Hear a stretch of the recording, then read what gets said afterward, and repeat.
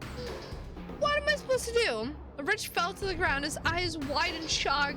A torrent of blood began to pour freely from the hole in his chest. The horrible beast stood before me, uncomfortably close. A rush of adrenaline hit me. I had to act. I had to get myself away from the beast, and I had to do it immediately. Without really thinking about it, I ran to Pucks. Maybe my reptile brain remembered he was carrying a blunt weapon. Get behind me! I did so. He held his bat raised, his breath wrapped, his eyes wide.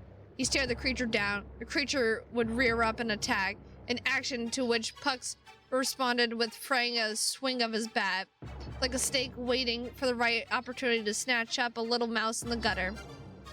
Have an idea, Lizzie? Get its attention. What? Just trust me. Get it to go towards you, or at least away from me. You slimy jerk. No, seriously, just trust me. You got any better ideas anyway? I do not have any better ideas. Fine. I stepped to the side.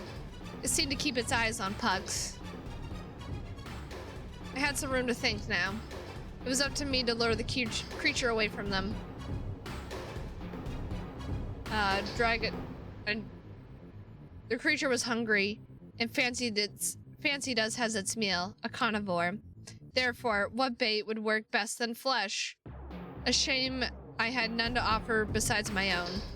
Hey, hoo-hoo, look at me, I'm a yummy thing, come on.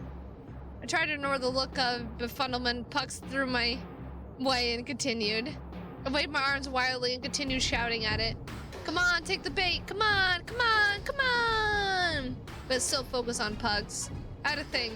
I had to try something else, anything. Come get me, you big, stupid, bug-eyed hunk of rat meat. That caught his attention.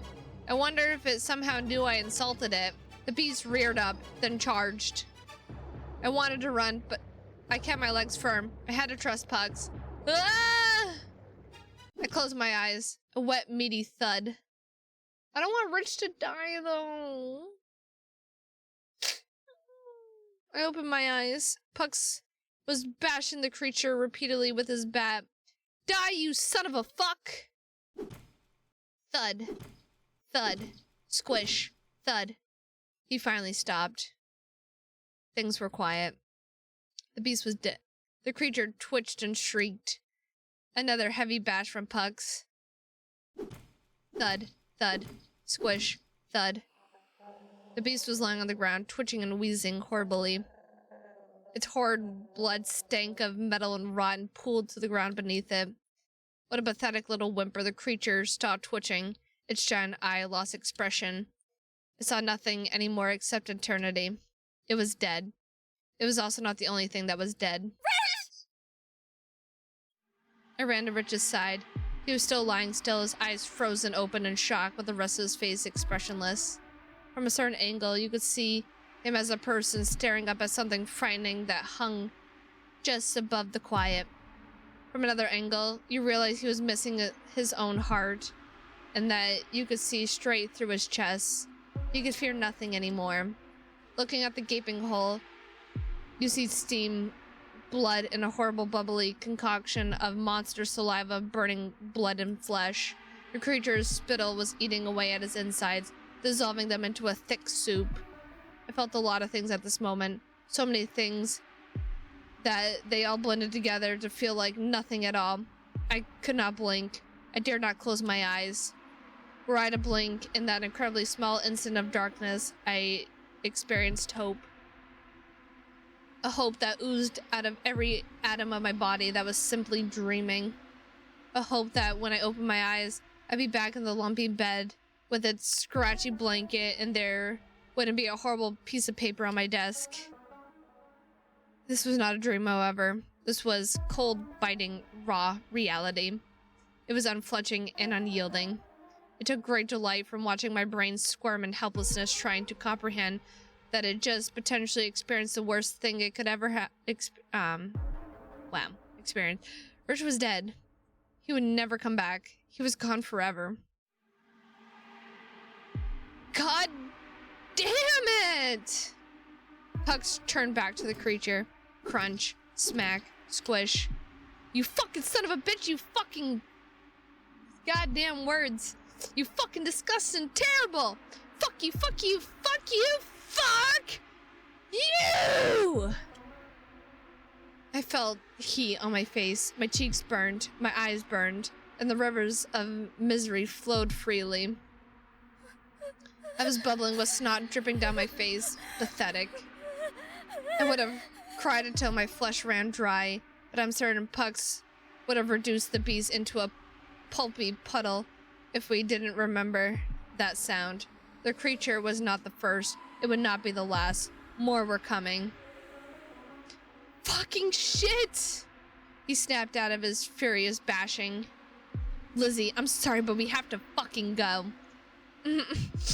Okay. He grabbed me by the arm and pulled me with him. We ran.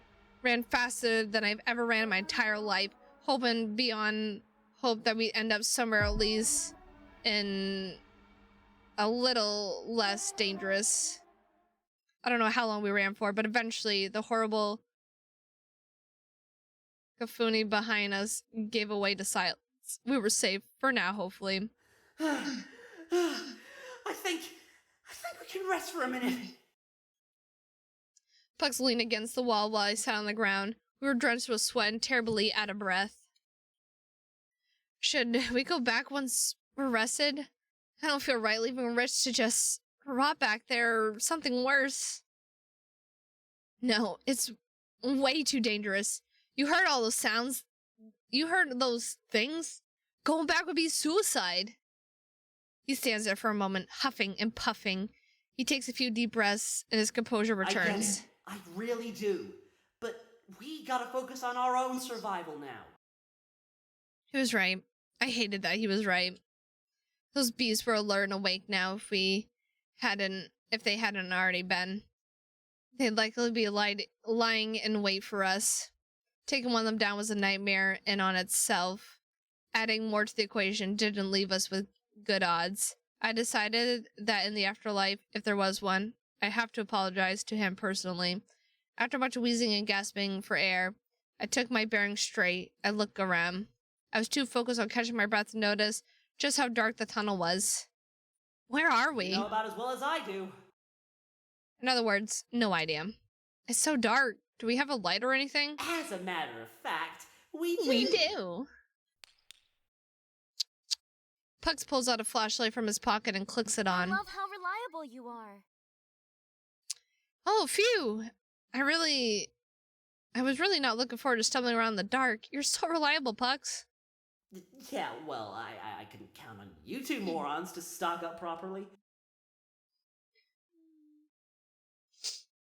Yeah, I suppose not. We both laughed softly, then trailed off into silence. We're kind of awful, aren't we? Pucks looked at me with consternation. Someone just died right in front of us and somehow we're laughing already. What right do we have to feel any kind of joy in the face of all this? My eyes started burning again, the tears flowing, a bit less readily than before. I'd probably severely dehydrated myself already from crying earlier. This is terrible. Everything's terrible. I just want to go home. I sobbed messily. I looked around and sounded like a pathetic, blubbering baby. It makes me wince now, thinking about it. I felt his hand pat my shoulder. I turned my head to look at his face, which was barely illuminated by the periphery of the flashlight. I'm not gonna pretend everything is okay. It's not. None of this is. But it's the situation we're in. What happened to Rich wasn't your fault. We were fighting for our lives against some horrible fucking creature. We had to improvise and figure out how to deal with it. We weren't taught how to deal with any of this. You're not that bad of a person, Liz. You're scared. I'm scared too. We just survived some shit. You're alive and you're doing your best. I think most anyone would forgive you for an awkward laugh. And if not, fuck them, honestly. Fuck him, honestly. I suppose you're right. Thank you, Pucks. That was pretty cool of you. Just speaking the truth is all. Still, it means a lot, Pucks. Pucks gave me a warm and confronting look. It suited his face poorly, but it was lovely to see nonetheless. Not to ruin the moment, but we should get going. I'm not a fan of standing around in a dark-ass tunnel. I feel you. Me neither. Let's get going. We continue at the brisk but manageable pace. The tunnel was really long. The sounds was eerie and deafening. I had to fill the air somehow. Hey, can I ask you something? I don't know. I haven't heard the question. I rolled my eyes. You mentioned you used to have friends to play baseball with, didn't you? Yeah? Why can't you play with them anymore? Did something happen? Yeah, something did. Care to elaborate? I prefer not to. Was it something bad? No, I just don't want to talk about it. Because it brings too much joy, of course. It was something bad. Geez, sorry.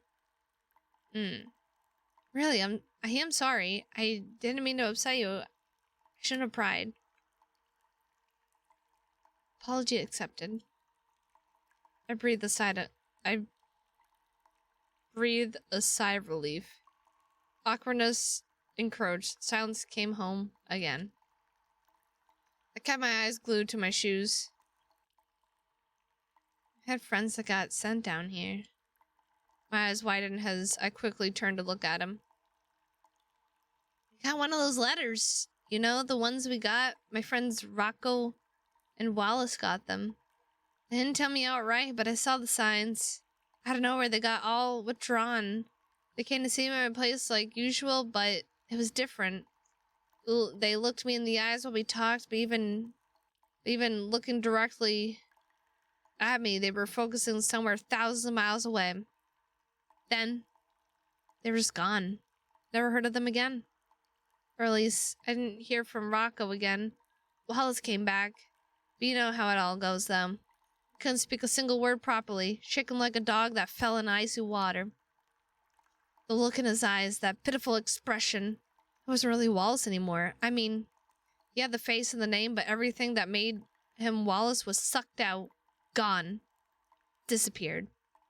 Oh my gosh, I'm so sorry, Pucks. I had no idea. It's okay. Well, it's not okay exactly. But you didn't mean any harm. It wasn't your fault. Is that why you hate the Mother Matron so much? Pretty much, yeah. I didn't exactly love her before like everyone else did. Hard for me to put my hope in shit I can't see with my own eyes, you know. But seeing Wallace like that, can't ever forget that.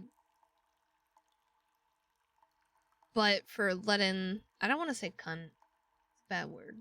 It's a more bad word. I'll never forget that bitch for letting that happen to him. I don't care what people say she's done for us or how much people look up to her. She got my friends killed. Who knows how many before them. She can't feed us all that bullshit about being necessary and unavoidable. But I don't buy it for a fucking second. I can't say I blame you for feeling that way. I'm really sorry you went through that. Mother Matron said so. It's kind of hard for me to accept it. I really love the Mother Matron. I've written to her a lot, believe it or not. She's always said the nicest things, always tell me how wonderful I was doing. She supports me a lot, even if it's indirectly. It's not like you're the only one. It's a lot easier to revere someone who, when they, oh my god. It's a lot easier to revere someone when they haven't stolen something from you, or at least when you're not aware of what's been stolen. I couldn't really say anything to that. I didn't harbor the same hatred as he did, but I didn't disagree with him either. Plus, when we talked to her, something felt wrong. Her voice was nice and sweet, but the way she spoke to us didn't really seem that way. She kind of scared me, actually. I try to not focus on those thoughts, though. but instead decided to try and console Pugs. I thought about giving him a hug, but I felt that something, but that felt like something he'd find patronizing. I settled for a gentle pat on the shoulder. I know we only met recently, but for the time being here, we're the only two people we can rely on. So, I don't know. If there's anything I can do to help, please let me know. Thank you. It means a lot. We have a lot of important things to worry about, though. We need to focus. Or I need to focus. You can do whatever you want. I understand. Just don't forget, okay? I flashed him a warm smile. Thanks. We made our way through the dark tunnel, armed with a flashlight that did not light nearly as much as I would like it to. The tunnel led us into a massive open cave filled with the sound of rushing water. A path led from a crag of rock we were standing on through the water in the center island. From there, 3 paths in different directions could be discerned. Each path seemed to lead to the same spot. However, a dimly lit brick-laden hallway. Pugs suspected it was probably the way forward. What makes you say that? There's a sign, look. So there was. Paradise this way, that way, this way, that way. Also, I just realized I should probably save. We even had an arrow pointed towards the hallway. The message, though, is that blood? Blech. Blech. It smells like rust. It must be. Ugh, that's awful. It is, but practically speaking, it means somebody else was here. Someone had to write the sign. They even tried to mimic the Matron's symbol. Maybe they left to help future surveyors. Maybe they were losing their mind in the process, or maybe there's some kind of meaning to it, or fuck, I don't know. It's all I got. All I was good for was fixing shit. I'm not looking forward to get my shoes wet. Me neither. We gotta go through. Keep your guards up. I nodded and followed Pugs. As we reached the water's edge, I noticed something. Hey, Pugs, look there. I think there's another journal or something. Pinned against a smaller rock near the edge was a thick book soaking in the water. The binding was miraculously still intact, though many pages seemed to have drifted off or broken down completely. Why should I care? Well, we can learn more about the place, like with the journal we found earlier. It's a waste of time. The last one we found wasn't useful. Well, you never know until we look. Could be directions to the womb of paradise for all we know. I highly doubt it, but fine if you insist. I don't think anything will be illegible though. Look at it. Shit's fucking soaked. Well, if it's not, I'll toss it back in. I picked up the wet book and let it drain a little. I carefully opened it, thumbing through the pages gently and carefully. The pages desperately wished to fall apart right in my fingers. After some pulling and peeling of damp pages, I found one with text that wasn't completely smudged. It read as follows. One must embark on the muting. The procedure can only be performed once, but it is by far the most intense and reliable way to heal her words. You must procure several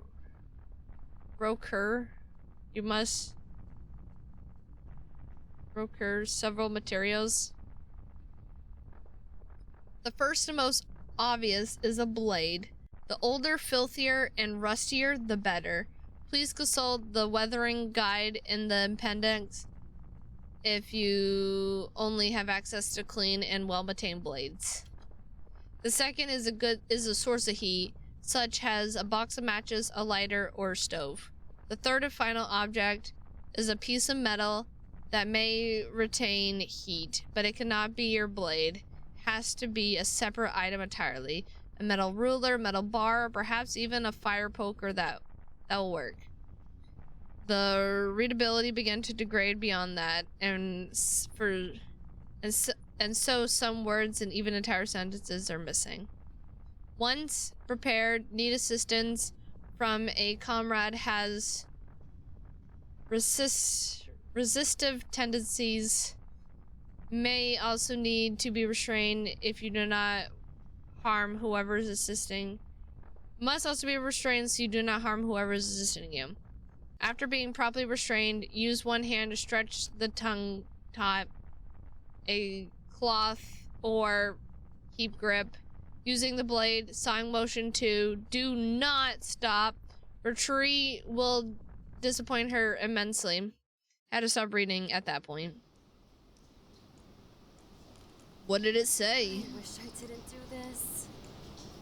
I don't want to talk about what it said. I wish I didn't read it. We should get going. I started walking ahead into the water. What? It was your idea.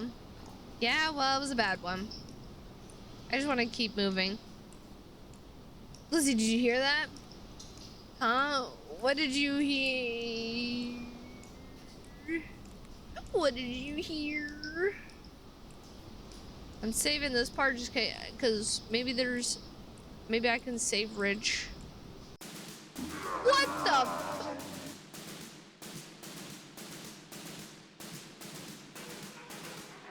Then, right on cue, a bloody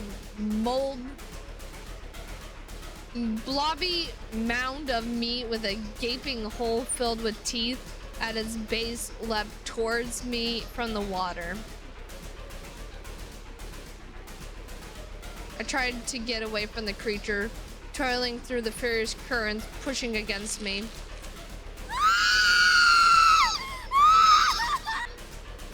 My leg was firmly lodged inside the maw of the pink, bulbous terror, its large fangs burying themselves deep within my calf. The pain was teeth-clenching, excruciating. If I did not do something fast, I'd be sure to limb. But what could I even do? I made a quick decision. The thing would surely let go if I could kill it. I took my knife and plunged it into the head of the creature repeatedly. Take this! The creature snarled and gurgled loudly. The small eyes grew furious and intense.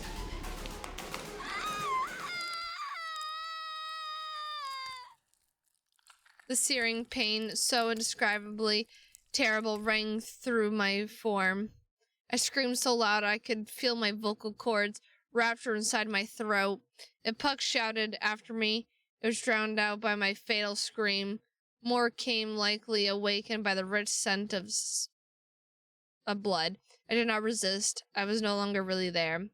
I was reduced to the contents of many stomachs, a fire with the worst pain any human could experience. The skeptical has claimed another. It's a good thing I saved. I had a bad feeling.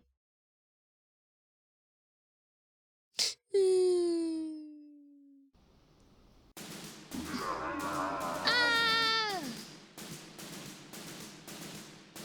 It came at me no matter what, and with the water weighing down my legs, there's no way I'd get away fast enough. I shoved it away with both hands. It felt like I had smacked a deflated basketball that was made of skin. The beast was flung back and landed in the water with a splash. Before I could even get my thoughts in order, I heard Puck shout from behind. Ah! Fuck! One of them has my fucking leg! I turned to find Puck's with a similar pink mass sticking off his leg. The water turned increasingly red as Puck struggled. Pucks! I'm coming right over! The water tried its hardest to pull me away from its white, foamy claws as I sloshed my way to Pucks. Acid burned in my legs, and pain ached in my abdomen. I had to get to Pucks. I couldn't lose another friend. I refused to let that happen again. Finally, I reached him. The blobby beast was biting down hard on Puck's lower leg. Blood was jutting out everywhere. If I didn't get him off His leg would be ripped off and eaten. I racked my brain. What could I do? This is, I don't know what to do. I should just pried him up or whatever. This is fuck. I took my knife, plunge it. Take this. The creature started gargled. Its eyes were furious and intense. Ah!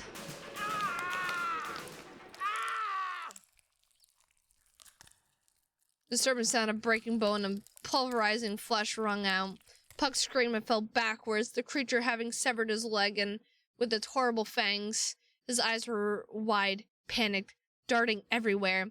The water grew red, and I grew still as I stared at him in shock and horror as he sunk in the water. More came, awakened by a rich scent of blood. I did not resist. I was no longer really there. Pucks and I were reduced to the contents of stomachs.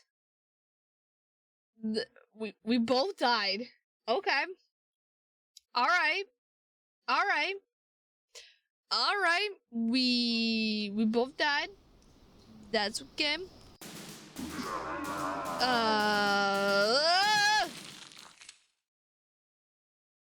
Came at me.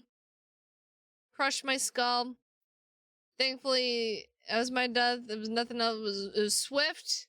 It was swift and quick. Yum. Oh, we suck at this one part. Right, here we go. Shove it away. Get out of here, you son of a bitch. Fuck! Fox, I'm coming! Alright, here we go.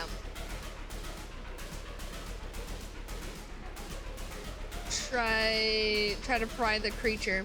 I quickly hooked my left hand under the creature's lip and pulled while pushing on Puck's leg with my right hand. Puck's gonna help, shouting in pain as the beast's fangs slid out of his flesh. I'm sorry, Pucks. I almost got it. Hurry up! I used all my strength I could muster, and finally, the creature was flung away as it came loose from Puck's leg. Puck sighed heavily with relief. Oh, thank fuck! God damn, that hurts! It still hurts! Ugh. This hurts pretty bad. At the very least, I don't feel like my leg is being dissolved. The thing doesn't have the acid spit the last one had. The water rippled and splashed in the distance. More creatures were coming. I had to come up with a plan fast. I looked around. There were 3 paths. First was a direct path right to the entrance, straight through the current. It was undoubtedly the shortest distance, but the pushback of the water might nullify the boon. Then the path on the left would look easy to reach. It circled around the area before terminating at the entrance. It was a long run, but arguably the easiest overall, for the third option was the opposite.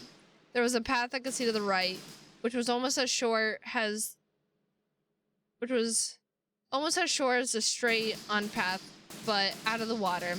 Shortest distance, and wouldn't even have to wade through running water. However, we would have to climb a somewhat steep rock face. Not impossible, but definitely tricky when we're drenched in a hurry. Well, it'd be great if you could decide within the next century. Shut up. It's showtime. Come on, we're going left. Right behind you. We waded through the flood as fast as we could and made it to the path. As soon as our shoes hit solid ground, we took off running. Fortunately, the injury on Puck's leg had severely reduced his speed. He kept limping pathetically. The extended stress on Puck's legs had grown unbearable. I tried to use all my strength to carry Pucks along, but it was no use. The beast swarmed inwards from both ends of the path and descended upon us. The horde leapt and struck all over us like a colony of leeches. They did not want our blood, though. They wanted to feast on all that we were. And oh, did they feast. Their sharp teeth shredded our flesh like paper. They took big mouthfuls of meaty chunks. I never thought it would be humanly possible to experience such a painful, relentless agony. It was exquisite, my vision sinking into an inky blackness where all I could experience was the memory of a pain so great it would be preferable to have never existed at all until you experienced it. Pucks and I only stopped screaming when our last neurons were swallowed. We drifted into the void. The creepsicle has claimed us. My God. Hate this. Hate this. I hate this.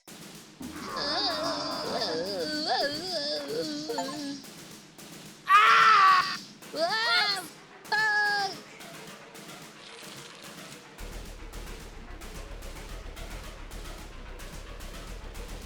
I don't know what gave the idea, but given that the creature seemed to like to hide in the water, I was wondering if putting it underwater might encourage to let it go.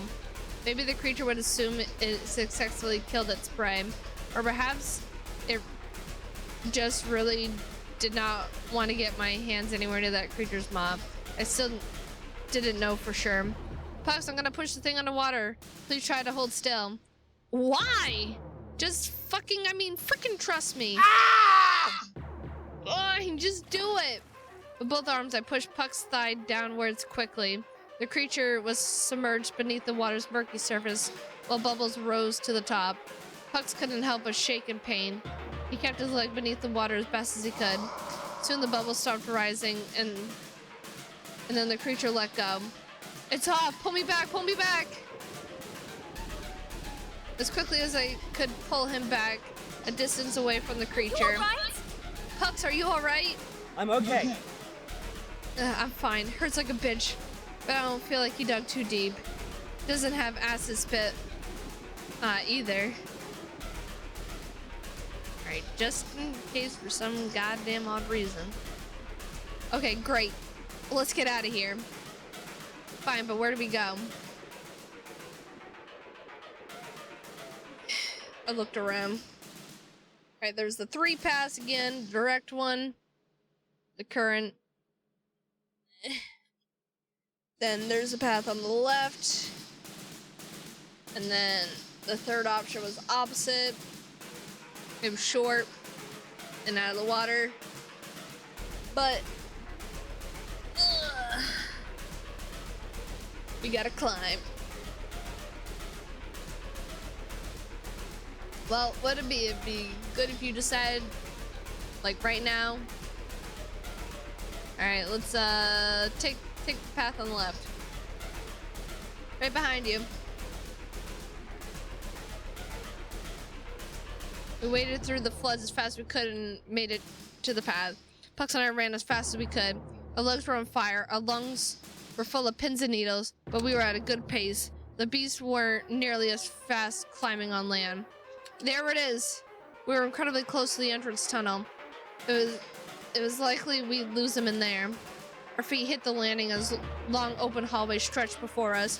We made it! Through here! The sound of chase behind us died off. We miraculously managed to survive. I really hate it down here. Ditto. Holy shiza. Shiza. Oh, okay, we didn't kill Pucks. We didn't kill him. If Pucks dies, we die, apparently. No man's going down again. We continued down the corridor.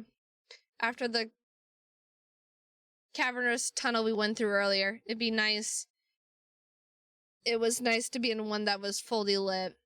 Well, lit enough that I could see where I was walking without a flashlight anyways. There wasn't really any indication at the scale of it from the outside, but I couldn't help but be awestruck at the grand size of the place. Wow, look at this place, it's huge! What are all these big machine things for?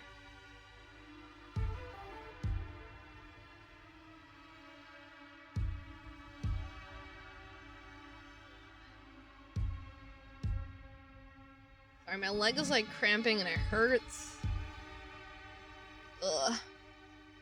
I would guess they're water purifications or something. Couldn't tell you why they're here, though. This place is like a big hydroelectric plant. Huh? Place that generates power using water. Doesn't really help us, though. Why would something like this be in the Crepuscule? Told you, I don't know. Doesn't really make any sense. Couldn't get a grasp of what this place is at all. Me neither. At least it seems like there's nothing dangerous here. This is why you never say, oh, there's nothing dangerous here. Nothing dangerous here. Me and my big fat mouth, exactly. Third time's the charm, I suppose. What the fuck? Shit, there's a ton of them. We gotta move now. But where can we run? Puck scanned the room quickly. Up there's a room on the second floor. Where? I can't see it from here. There's no time, we have to move, just trust me. But trust me, you'll find it when you're up there. How does that make any sense? Let's split up, let's split the swarm up. Pick a direction, left or right. I'll take whatever one you don't, and we'll meet up there, okay? I'll go left. I'll take the left. Got it, I'll go the other way. Pucks tore off in the other direction, calling some of the creatures to follow him. This direction, heading towards the back, wherein sits a monolith of pipes where a small of narrow sets of stairs. This makes it rather troublesome when one of the creature flies right near me, effectively with no room to slip past. I glance in the other direction, considering finding another route, but the other one is quickly approaching me from behind. Oh no, this isn't good. No. You can do it, Lizzie. You made it this far. Do what you've done before. Think smart, act fast, or just go with my gut and pray it works out. I'm not entirely sure how much of which I've been doing up until now. None of this really has felt real thus far. What am I doing talking to myself? I need to do something now, but what? Throw the knife at them. In the instance I was descended upon, needles of bones puncture my body like juice. The pain was unbelievable. Death was a great relief when it eventually came. Thank you, you flying meat flesh. Loved it, thank you. Try rolling under them? Time's really important. I think that's the move. I have to wait for the thing to swoop towards me, then tuck and roll underneath it. If I'm lucky, the two will collide into each other. If I'm not, it will be too committed to that swoop to turn around fast enough to get me. Should give me a window to move. Just gotta wait for the right moment. Now! With a swiftness that feels foreign in my body, I tucked and rolled underneath the creatures as it dived towards me. The sack at its bottom, ew, grazes my back, but it misses me. You just say a sack? As a sack? I heard the two creatures impale each other with its spiky teeth as they collide. Holy shit, I can't believe it worked. I mean, I did it. Now's my chance. Finally, I make it to the back wall where a set of stairs leads upward. I could get to the second floor through here. The second floor, at least on this side of the factory, was a noodle mess of pipework and scrap. My shoes playing against the metal floor has one of those things that's hot on my heels. Suddenly, I hear Puck shouting on the other side of the room. Lizzie, the water still flows here. The pipes still work. Use that. Huh? What is he talking about? Alright. At least I survived, so I will save. Oh, you saying that I can use the water pipes? Oh, he's saying that I can use the water in these pipes somehow to get the creatures away. Would these valves even work? No time to overthink, I have to do something. Turn the blue valves. I turned the blue valves. I don't even know if turning them helps or hurts me, but we gotta try. However, while the pressure of water in the pipes was immersed, it did not seem to affect the creature. Was the color indicative of temperature? Did I simply spray the beast with cold water? Whatever the case, it didn't matter anymore. In the instance I was descended upon, the needles puncturing my body, slurping the blood down like juice. It was unbelievable. The pain was a great relief when it finally ended. What are you talking about? Alright, here we go. Turn on the red. I turn the red valves. I don't know if it helps me or hurts me, but let's go. Jets of hot, steaming water erupts and burns the creature. It shrieks in agony and flutters away. Now's my chance. Move, Lizzie, move! I rush inside the room. Pucks is already there.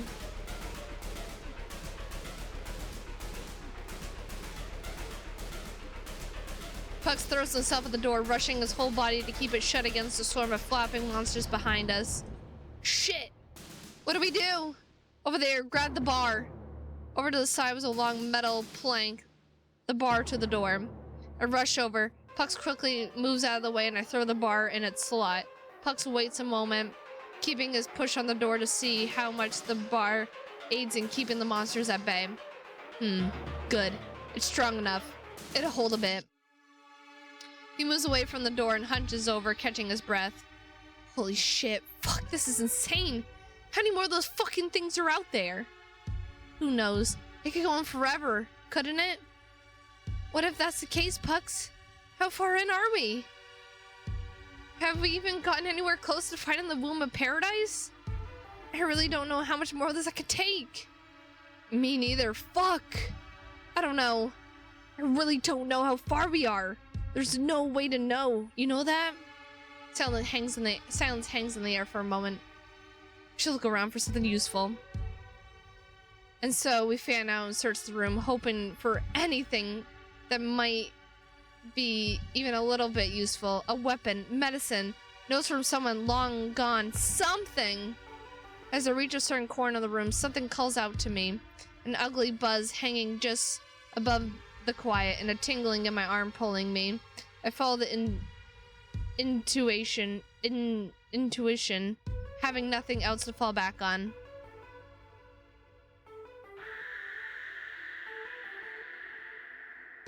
Ew, what is that thing? It's like a meaty noodle thing. And why can't I stop my hand from reaching towards it?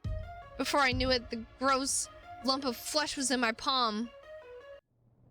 Memory time. You're doing great, Lore. I can see the head. Keep pushing. The one with a tiny human being inside of her screams. That's good. There's her shoulders. One more push, Lore. You can do this. You can do this. The woman with the living creature inside her abdomen wails as she feels the sensation of being twisted and pulled from the inside out. Finally, the pressure lessens. There she is. There she is. Your beautiful baby girl, Loretta. The doctor holds the baby up. Triumphantly, the little thing squirms and wriggles and cries, covered in goop. A flesh cable extends from its stomach to underneath the sheet from around the woman's legs. And the dearest, sweetest thing Loretta has ever seen in her life. And an unexpected, bewildering sensation of love burns in her chest. It's inexplicable and foreign to her, almost frightening. The doctor cuts the umbilical cord and admires the babe one last time. Look at her. Nurse? The masked nurse comes and takes the baby from the doctor's hands, swaddling it in a towel. Thank you, nurse. Time of delivery, 4:27 p.m. Then the nurse leaves with the baby. What are you doing? Where are you taking my baby? Well... Oh no. Who the fuck is that? A man steps in. He's too tall. His eyes are always dark when they're not in front of a flashing camera. in the newspapers. He looked like a stonic genius. When he was out of the media's eye, though, something is deeply wrong with his skin, too. Was it always like that? He gave Loretta chills to her spine. She never was comfortable with the overseer and perpetrator of the Nexus for the loss and dispute. Bizarrely, while his words are understandable, they came out in a rasp of unintelligible foam.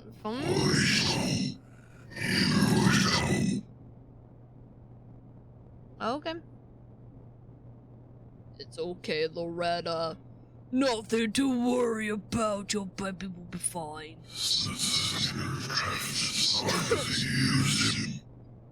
We're just borrowing her. What for?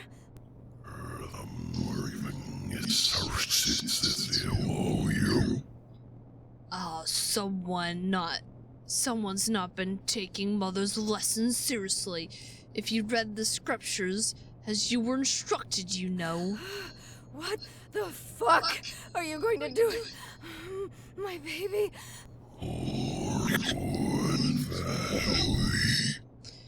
Why, she's going home to Mother's board and where all the grandchildren belong. What are you talking about? What does any of that mean? The man frowns and turns away.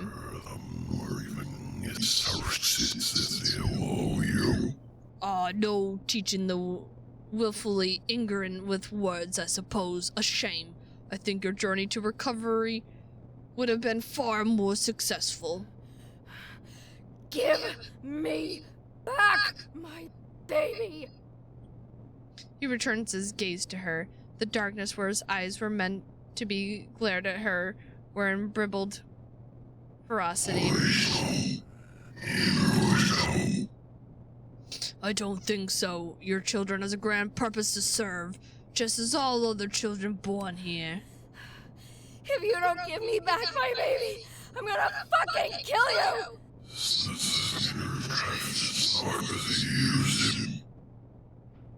Mother's always breaking into hysterics, Wilson. You know what to do. What the? Let go of me! I'm sorry, Loretta. Really. I'm going to... What the fuck? Lizzie! Snap out of it! He slaps me lightly on the cheek, trying to rouse me from whatever trance I was thrown into. What was that, Liz? Are you alright? I saw someone. She was giving birth and... Lizzie, what are you talking about? Before I can explain. Huh? Pugs, do you feel that? Oh my god. Oh, it's cold in here.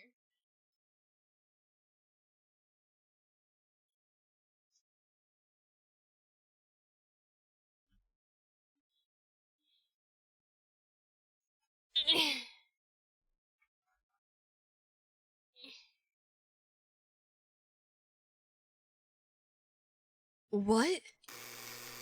I'm feeling sleepy. What are you talking about?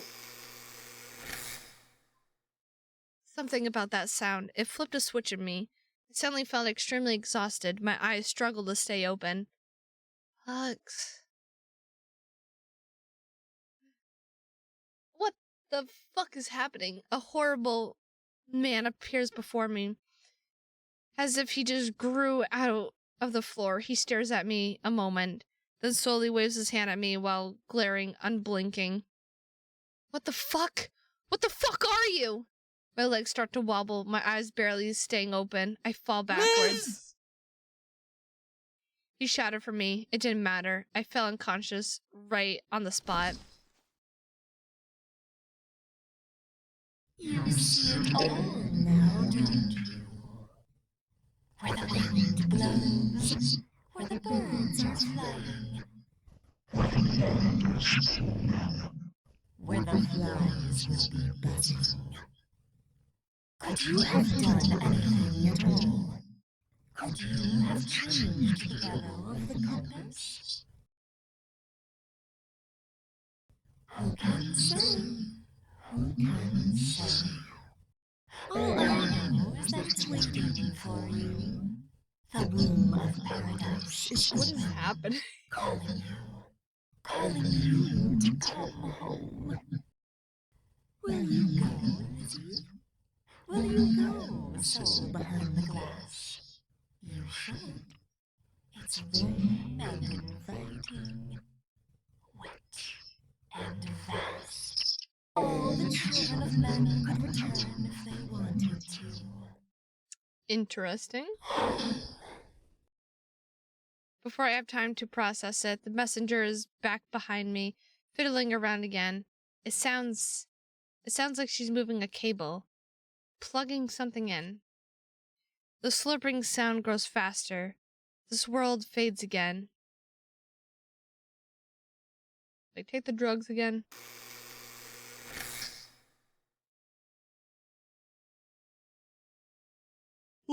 Wakefulness again. Or before, technically, since this is a memory.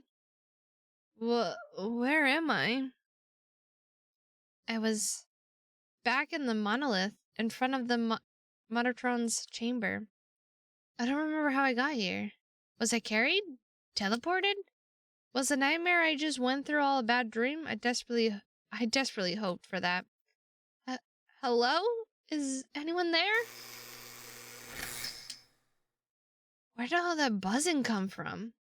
Did I hear something unlock there too? I looked to the door. Was I being instructed to go in? I resolved to check.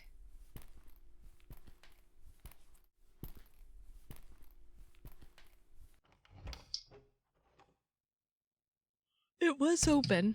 Something deep inside me was belting out in desperation, begging, pleading with me not to step through the door. And yet, something even greater, grander, compelled me to continue, and so I did.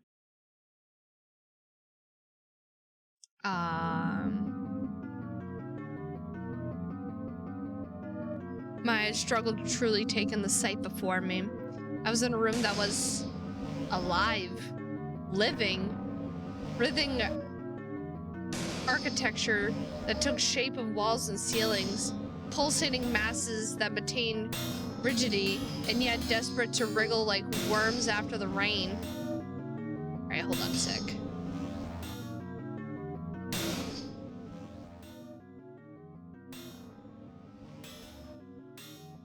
The room smelled of iron, pus, and excrement of a nature that I did not know and hoped to never know. I gazed upon the abominable architecture. I was unable to blink. That's when I see them. There, slumped against the wall. There sat Pugs, without his eyes. I want to scream, but my body refuses to cooperate. At first, the stillness convinced me that they were dead. He was just there, lying against the wall, body limp, mouth slacked with dried spittle at the corners, and yet his chest was slowly expanding and contracting. He was still breathing. I hesitated to say they were alive, but their bodies still functioned. I reached my hand to touch his shoulder. He jolts upright and lets out a yelp. His mouth opened for a moment, and I saw him. There was no tongue. Can he even tell that I'm here? My dear child, you finally arrived.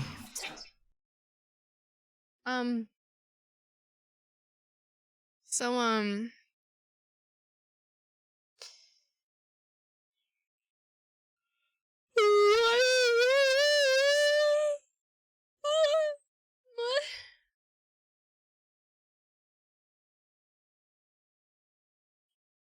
that part of that was just disgust. That part of that was just disgusting noise, and yet I understood. The noise had come from behind me. I slowly turned, fighting my body the whole way. It knew that what sat behind my back was something so dreadful that ignorance of it seemed like paradise. As I finally turned around, my eyes truly saw, for the first time, a glimpse at the true reality which existed comfortably in stark contrast to my perception of it.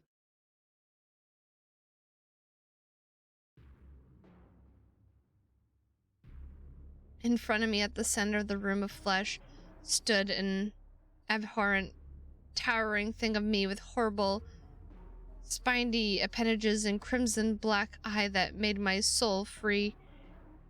Puny. Does speech escape your tongue? What feeling does the sight of your progenitor inspire inside you? Who are You you? know the answer to that question. I did actually. I just did not want to say it and make it real. You're Mother Matron, aren't you? Correct. You always were clever. The nightmare leans that wrinkled mass, approximating a head towards me.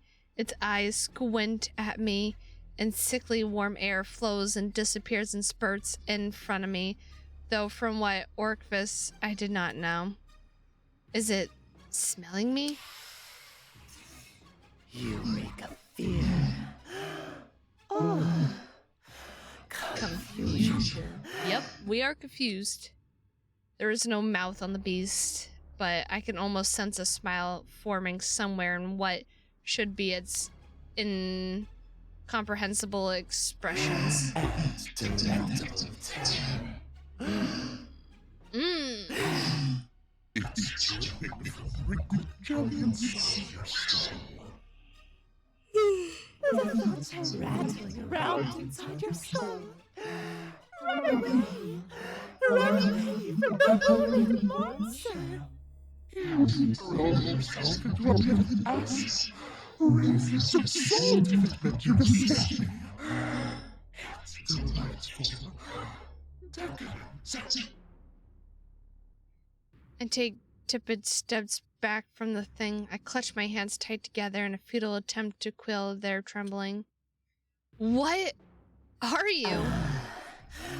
You know that answer as well, though you are unable to put it into words. Allow me. I was there when Mother and Father Darkness gave birth to the sun. I am the substance of the dark, the razors at the edge that Motivate you to seek survival with the sunlight. Without me, happiness and joy would be meaningless. your kind are I'm getting chills, guys. quick to shun everything I am. I will teach you all the truth.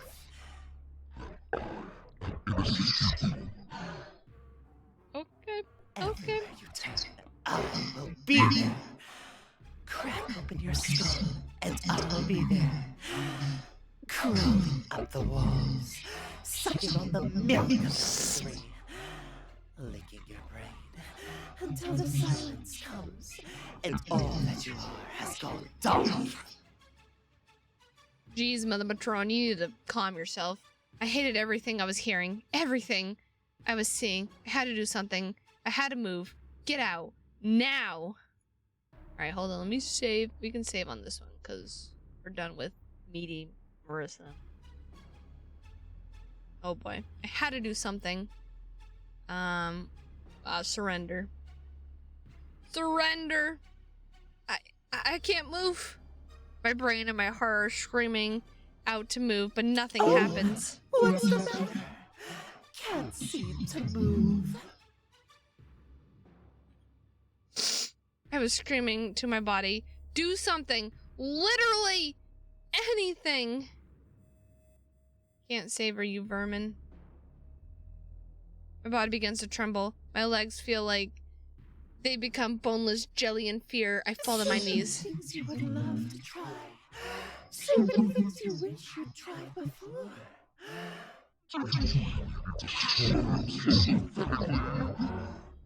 Is that all you little vermin can do when grief and misery overwhelms you?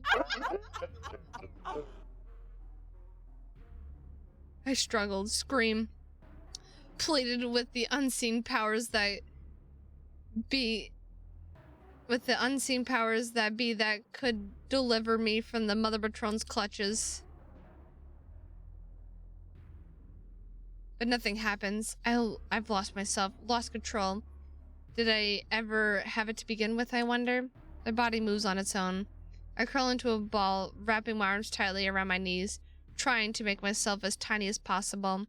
Hot, salty tears are running down my face. My teeth are chattering. Yes, that's right.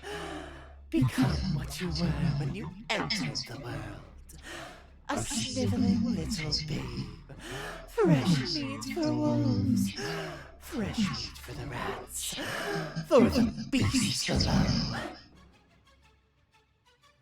Your mother saw something in you back then, you know. When you were first born, her eyes glowed like starlight at the thought of you. She was ready to die for your sake. My mother? That's right. I've never even thought about it, but I had to have been born somehow. How did my life even start here? A pause. Would you like to know how? Was Loretta our mom? Is this information I really need to know? It feels like the answer is something that I will never be able to unhear, no matter how desperately I would like to. It might be the worst thing anyone could ever say to me. But does my curiosity overwhelm my trepidation? Would you like to hear how your mom died? No. Unable to utter a word, I simply shake my head, trembling. Prefer to let your imagination do the dirty work, huh? I would appreciate that. You can watch her die in thousands and thousands of awful ways. A new scenario each time the thought of her death crosses your mind. How the gas must be very violent her. I wonder. What is even happening? You've always smelled delicious. Out of all my cattle, you've always had the most savory aroma. Cattle? Have you not realized? Your descendants are nothing more than my sustenance. That can't be. You grow in my pastures, suffering sweetly all your lives, until you're ripe. The best of you are sent to the crepuscule.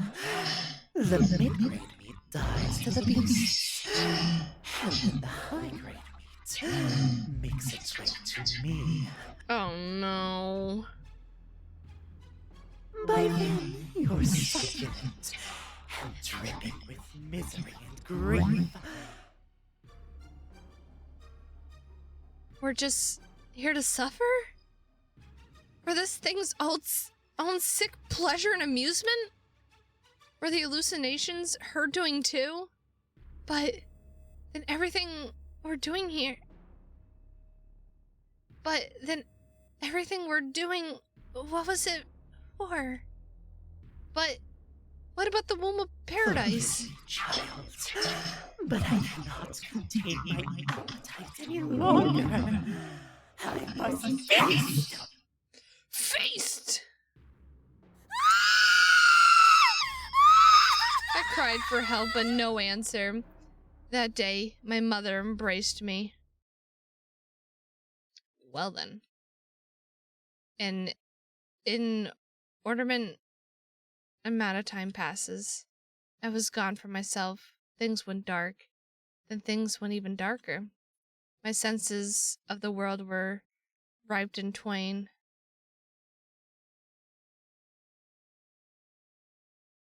What?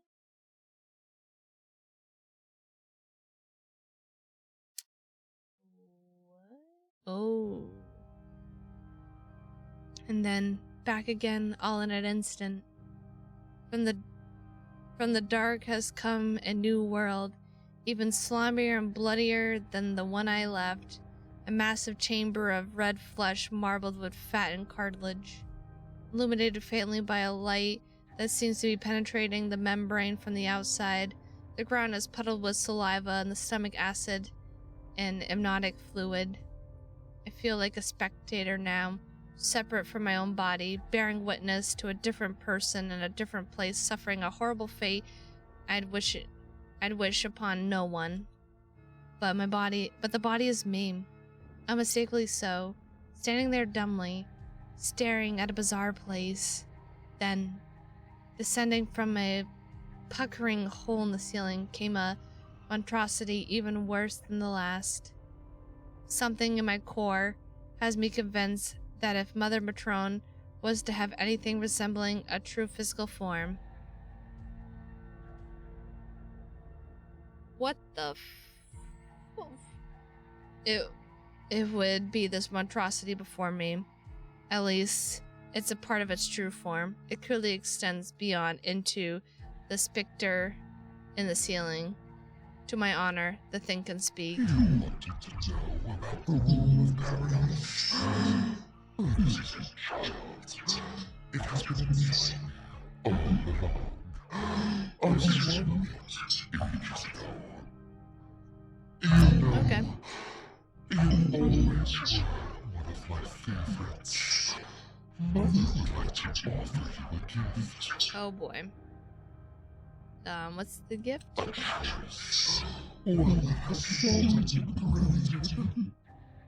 You know how things will end up now. No matter what you've done, or could have done, all roads would lead you here. I built it that way, from the very moment you were born. Oh. Okay. This is the only life that's meant for you. Are you sure? I will embrace you inside this rule of paradise. You will join your other siblings, rest inside my walls, as I drain the body of the essences of suffering that are flowing inside you. Her goal from the start, surely. Or, I can undo it all. The rule of paradise is a special place. It can birth new worlds, tear apart old ones. Okay. I can create a world in which you never existed, and all of this will be forgotten. The one behind the glass will never forget. Alright, hold on. I just want to save real quick. I have so many weird saves. I do want to see if I could save Ridge. I don't know though, because I feel like Puck died for no reason, so. The suffering of non-existence will be yours, and yours alone. In other words, my existence was always meant to be suffering eternally just for this horrible creature in front of me. And if I am to trust its words, then my efforts to live happily were futile. My efforts to fight back and escape were meaningless in the face of a god of misery that engineered a world from the start just for this, just so it could have lunch on my miserable brain, knowing that would it be better to simply never have existed? So, what will it be, child? Well, let's be erased, which just never exist. Silence. Long, agonizing silence. Then she simply begins to laugh. And then unconsciously and That's where the memories run dry. After that, I found myself here, confused and forgetting everything. If time still works how I'm used to, I'm in the present tense. Somehow after things went dark, I ended up in this room. No, it's not just a room.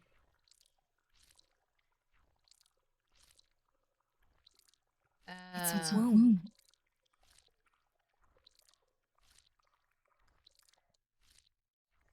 The womb where I was born.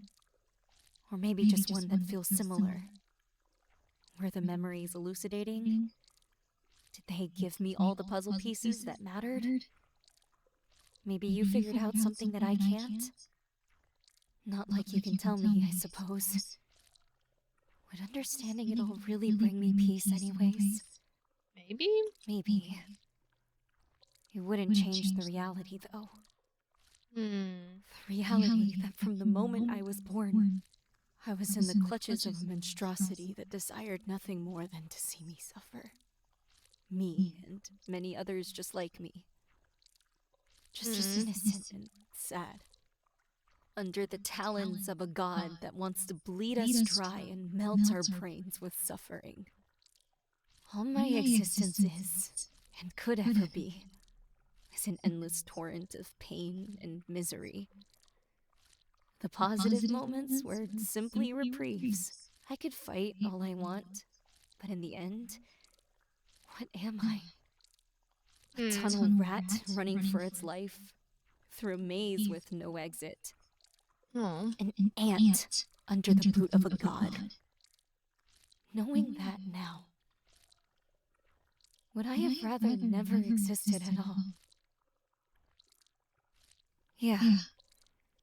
I think I would have rather that. Being alive is, at least to me, about two things. Avoiding death and avoiding misery. And yet, they always come. Yep. I reach my hand to my eyes. They're gone. And yet I still see. All living things will die. And happiness cannot be appreciated without a contrast of sadness to give it value. It's a sick joke. Existence is supposed to be a gift, but it's not a gift. It's a burden. A guarantee that you will one day experience the worst things you'll ever experience, and that you'll die. Whoever built things that way is a sick monster that wants to watch its pawns bleed and scream until the rivers run red.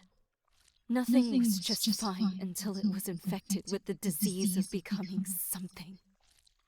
Wow. That's the truth of it all. And I see that now. Existence is simply pain. Paradise? Paradise is to be unborn. It starts at the fingertips and the toes. The sensation of normality gives way to a numbness. Pins and needles stitching their way up my skin. The feeling of falling asleep on my arms or legs, but slowly forming everywhere at once. And then fire. The numbness gives way to the feeling of flame cleansing the flesh. Individual nerves being shredded from a microscopic level. All that I ever was, and all that I am now, being ripped from the fabric of reality. Painfully, excruciatingly. I try to scream, but there's no sound. My vocal cords are gone, and so is my throat. Darkness tickles at the edges. My world dies around me. And then... And then...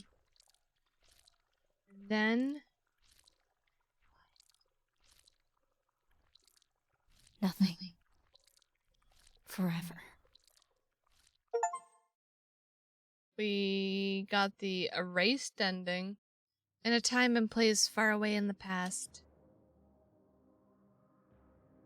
A woman with dark hair wearing a hospital gown stands in a nursery room. She's covered in blood, tired, worn. She's lost a lot of herself along the way here. There's a weapon on the floor, sticky with blood and bodies. Shh. Mommy's here, sweetheart. Mommy's here.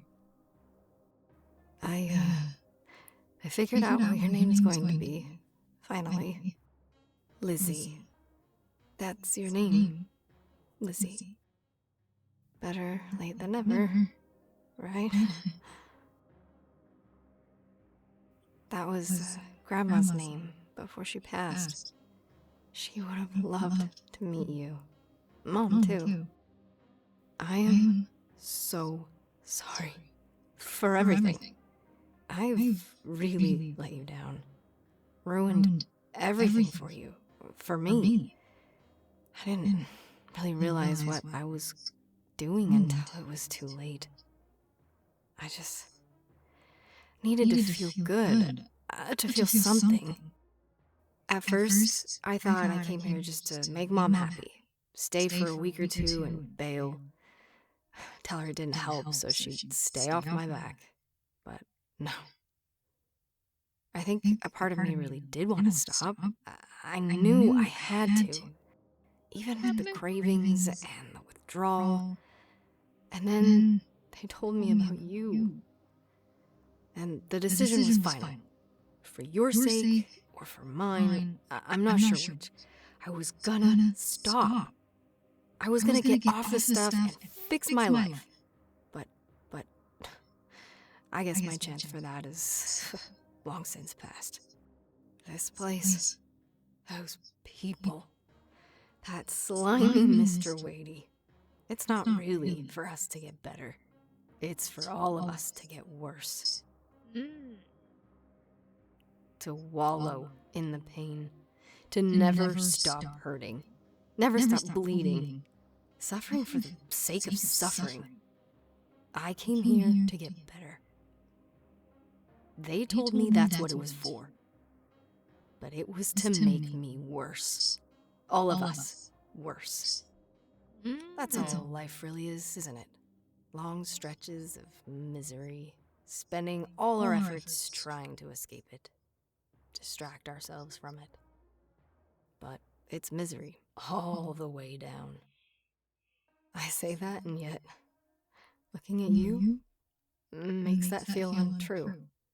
Maybe what I needed was a reason to care.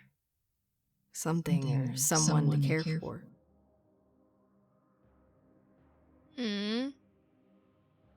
Your own mother wasn't enough, she thought to herself. Suddenly having a baby makes you want to be a good person? She wasn't entirely sure of the motivations herself. Perhaps simply the weight of responsibility that she had felt she had now. The responsibility to care for a human being that didn't choose to be made. The one that had to be made to exist and suffer the consequences. She would change things now. She would do whatever she could to right every wrong. She'd do that for her sweet mother and her daughter and herself. Misery be damned. I'm not done trying. You're in danger and I'm getting you out of here. You're going home, Lizzie, with Mommy. Suddenly.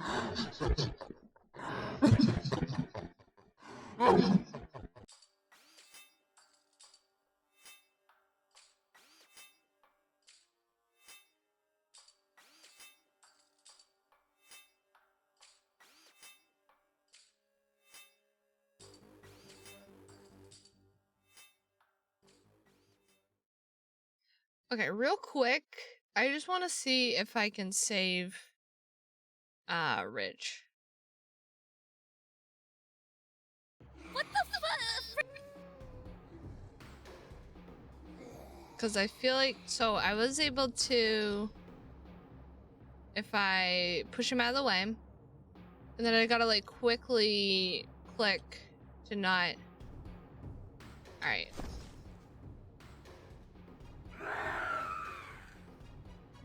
As far so good.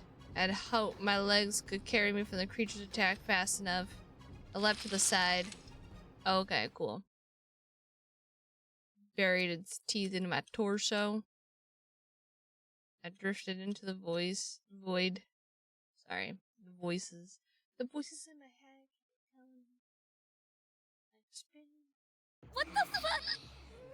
What the fuck? Okay. Alright, let's push Rich out of the way. Watch out, buddy. Stab hard in front of me. Creature ran right into my blade. The blade dug deep into the creature's flesh with a crisp slice. The creature let out a yelp and stumbled backwards in shock and pain, taking the blade with it. I had no weapon, but at least I had time to make distance between me and the beast. Okay. So we made progress. I'm gonna save. Save. Okay, Rich is alive right now. I ran to Pucks and Rich. Fucking awesome! You got this, Lizzie! I looked back to the creature, which was starting to find its footing. Yeah, but not for long. It's okay.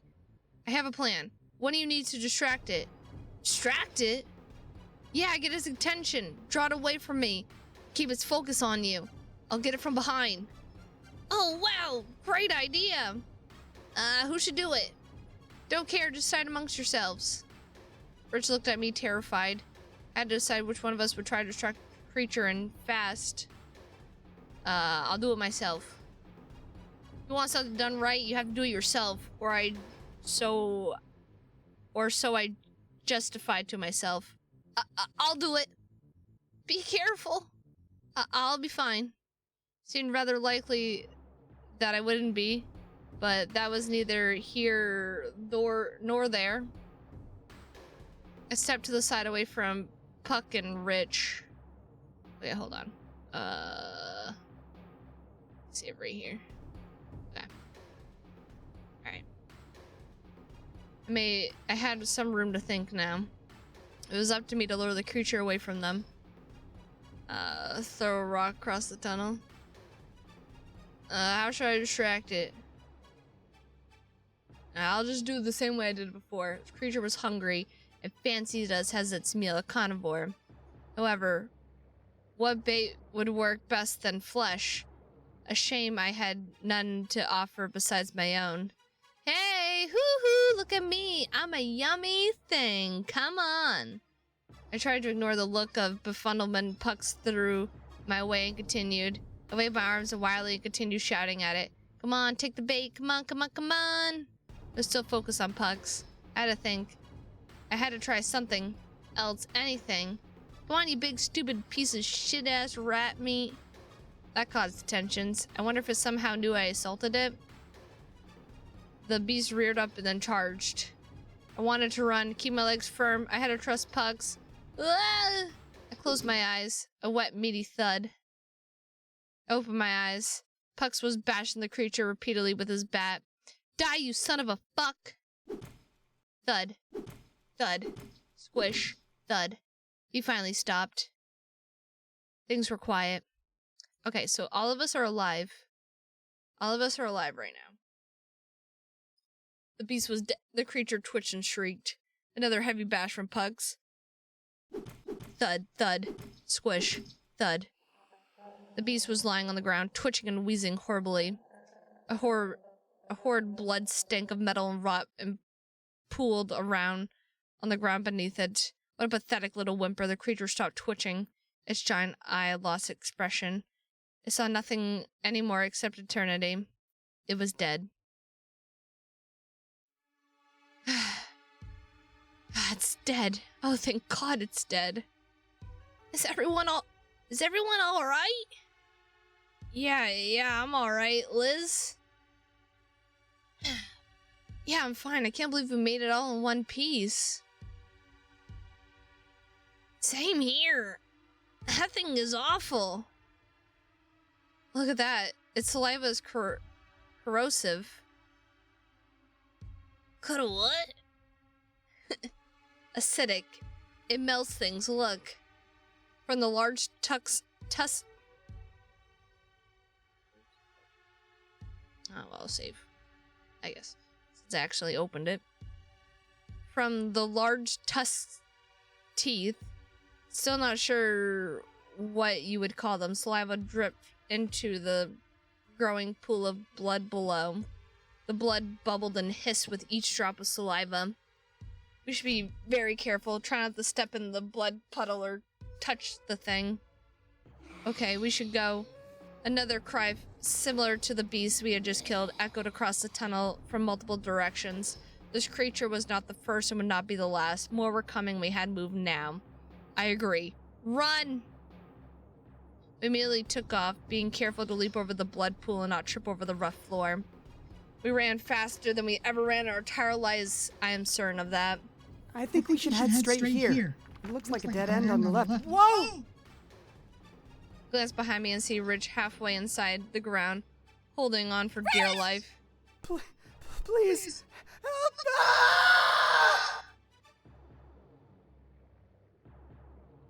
In an instant, Rich was swallowed into the darkness.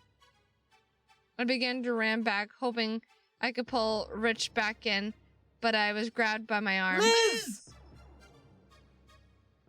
Liz, I'm sorry. We can't do anything for him now. We have to go. What if I can't save. Okay, I need to chase after Rich. Puck's words fell on deaf ears. I wrenched my arm out for his grasp and ran towards the hole. Puck was quick to regain his grip on me. He quickly grabbed a hold of my shoulders, began pulling me back down the tunnel with him. Lizzie, we have to go. No, let me go. I gotta save him. I struggled against him, but he was able to keep control. He forcefully shook me by the shoulders. Liz, snap out of it. I froze for a moment. Listen, we have to go. We can't do anything now. I glared at him, then finally relented. We took off running, the horrible wheezes and screams growing louder and louder behind us. I glanced back to see looming shadows down the tunnel.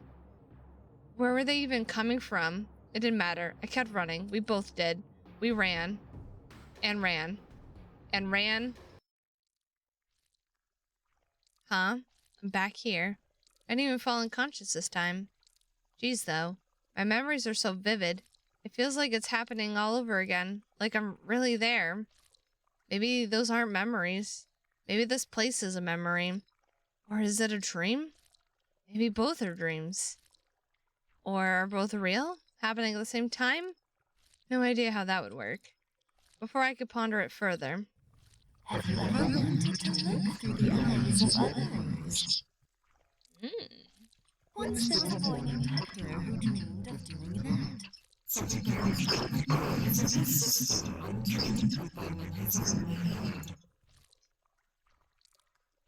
Oh? It didn't work. All he saw was full dark after that. A shame. A shame. Helens would have worked better.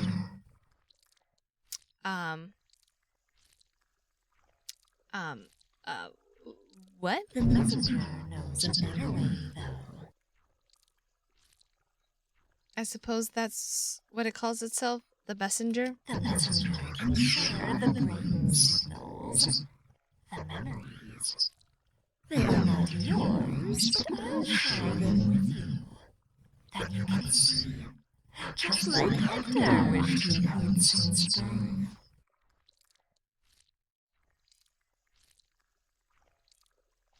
So the thing is asking me if I want to see someone else's memories? If I accept her offer, I can't... Oh, I can save. Shite. So we'll...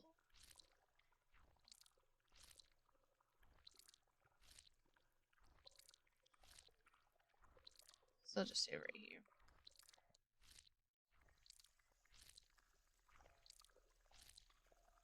Yes. Excellent. Excellent. Then you will see with the eyes of another. I shall be your Pythia. I will show you. The creature walks behind me, palpable excitement in its gait. The slurping increases. The world grows dark again, but this time the darkness has seen by eyes foreign to me. Rich tumbled down through the dark maw. Lizzie's cries and the wailing of bees faded into silence as blackness swallowed him. He fell for what felt like a lifetime, his body being battered by walls of stone and cut by knives of rock. Rich was certain that this was all leading to a grand splat which would leave his skull leaking brain juices and blood, a messy and unceremonious end.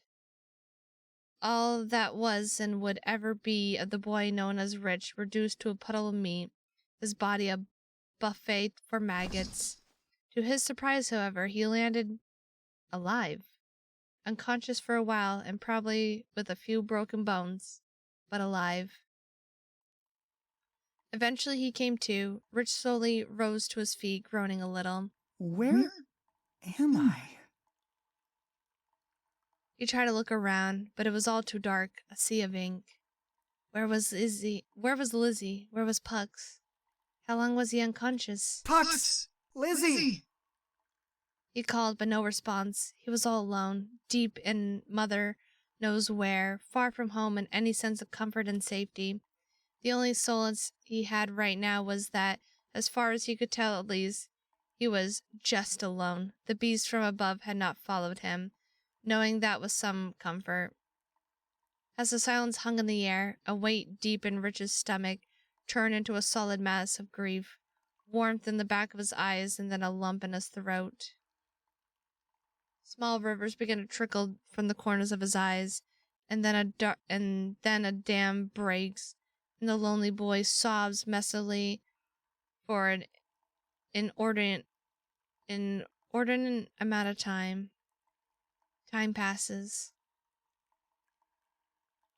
Eventually, his throat grows raspy and hoarse, and his eyes dry. He wipes his face with his sleeves and rubs his eyes. Composure returns. Nothing in his life has ever prepared him for something like this. For all the things he endured in the boarding, they were at least human threats. People were somewhat understandable. They had wants and desires that he could reason through eventually, make sense of the things that happened to him.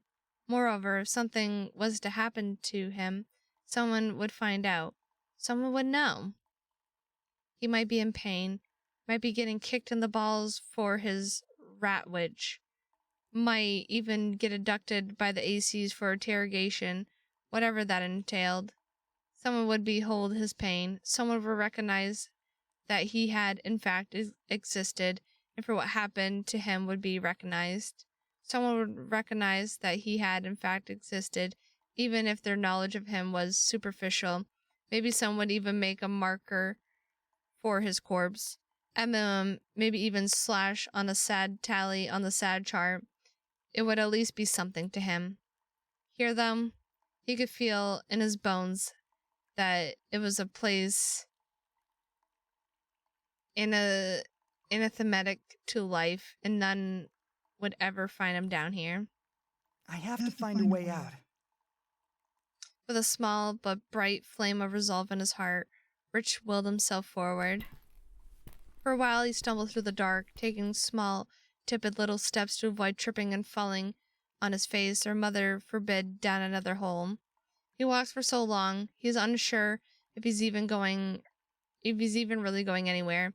His steps echo and travel down the cave system. He tried stepping softly at first. The thought of the noise attracting something dangerous terrified him, but when nothing came, he transitioned to a brisk walking pace. Where was he even? So much of the cave just looked, well, cave, indistinguishable. The receptacle was meant to be vast, possibly even endless. There might even be a way out, he realized. There was going to be it, wasn't it? He was going to die here. The scared boy named Rich, who only ever wanted to find friends and love and a roof over his head. He always tried his hardest to be kind to everyone, even when they weren't kind to him. To be callous on the working hand, become stronger through the pain, learn to be immovable, learn to bear misery and pain without revenge. Like the mother... Can I go back, please? Actually, sorry. Oh, fuck. Here we go. Learn to bear misery and pain without revenge, just like the mother taught. Learn to reveal in suffering, so that it may never burn in your soul. I guess I'll save too, I guess.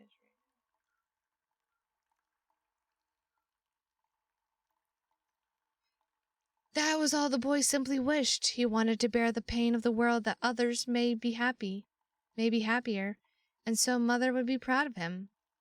But what did all that get him in the end?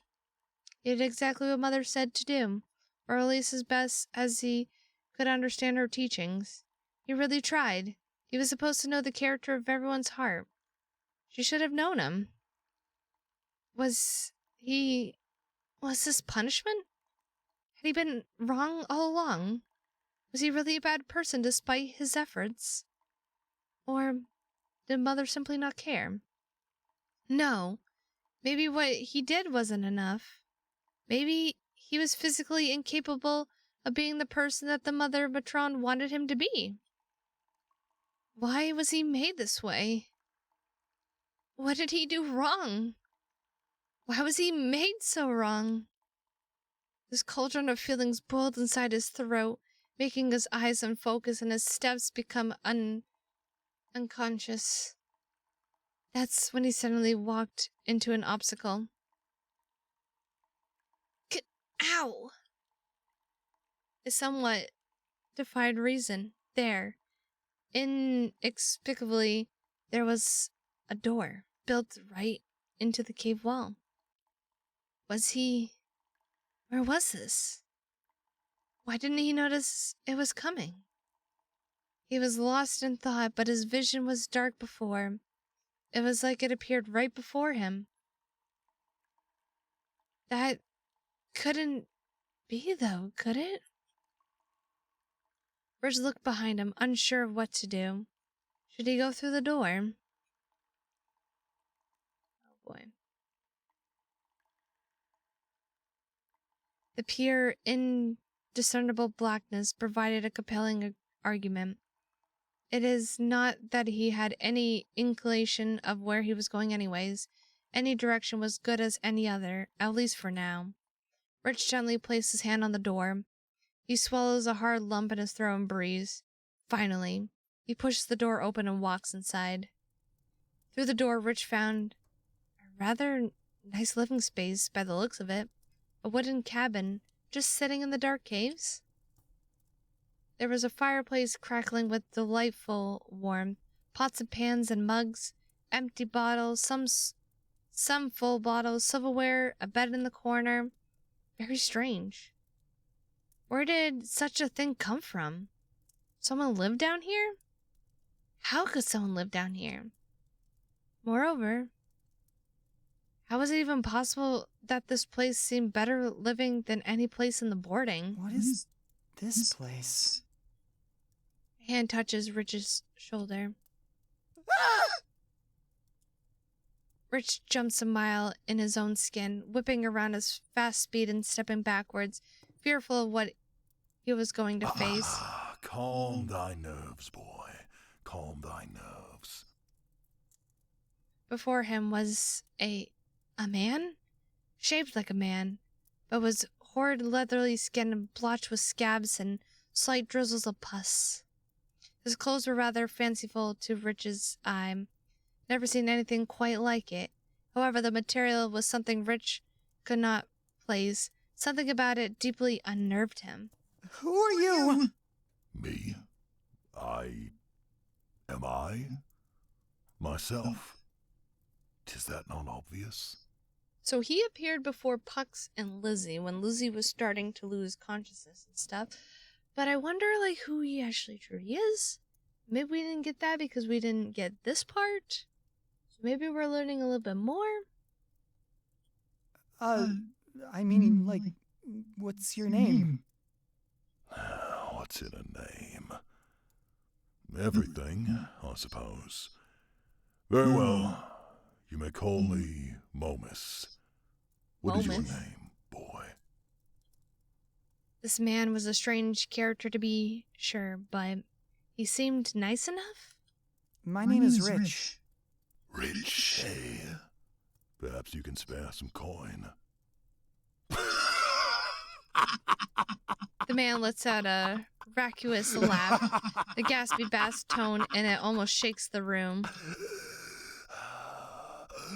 I merely jest. I've no use for money in this place. Oh. Do you live here? Live? No. I merely exist here. Me too. There was a difference? Living is a diseased state that consists of pain and an all-encompassing fear of death. And, if you're a mutant of nature, a desperate desire for meaning to be woven from chaos itself. The only things that can be born from chaos are tyrants and horrors incomprehensible. And my mother, I suppose. Same thing.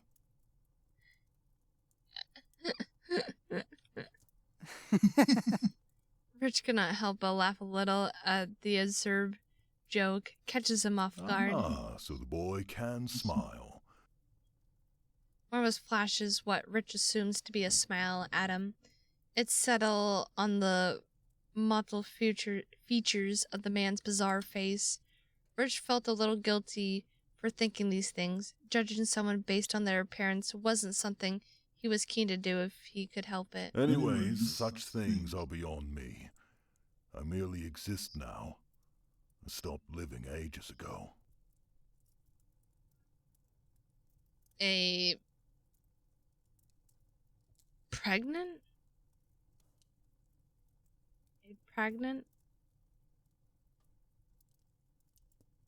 Silence hangs in the air.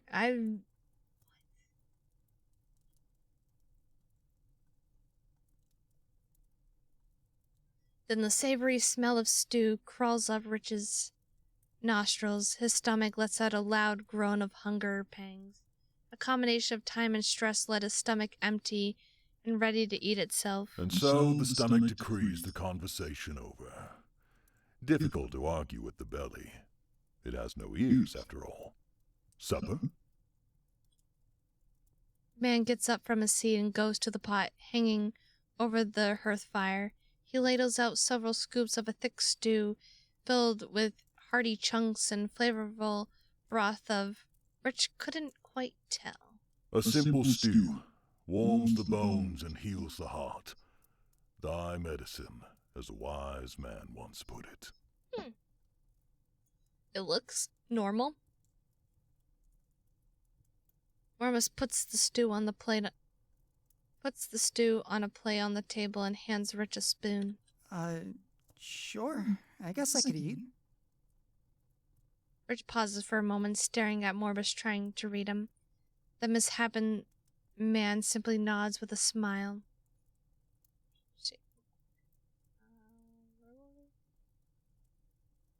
Right here.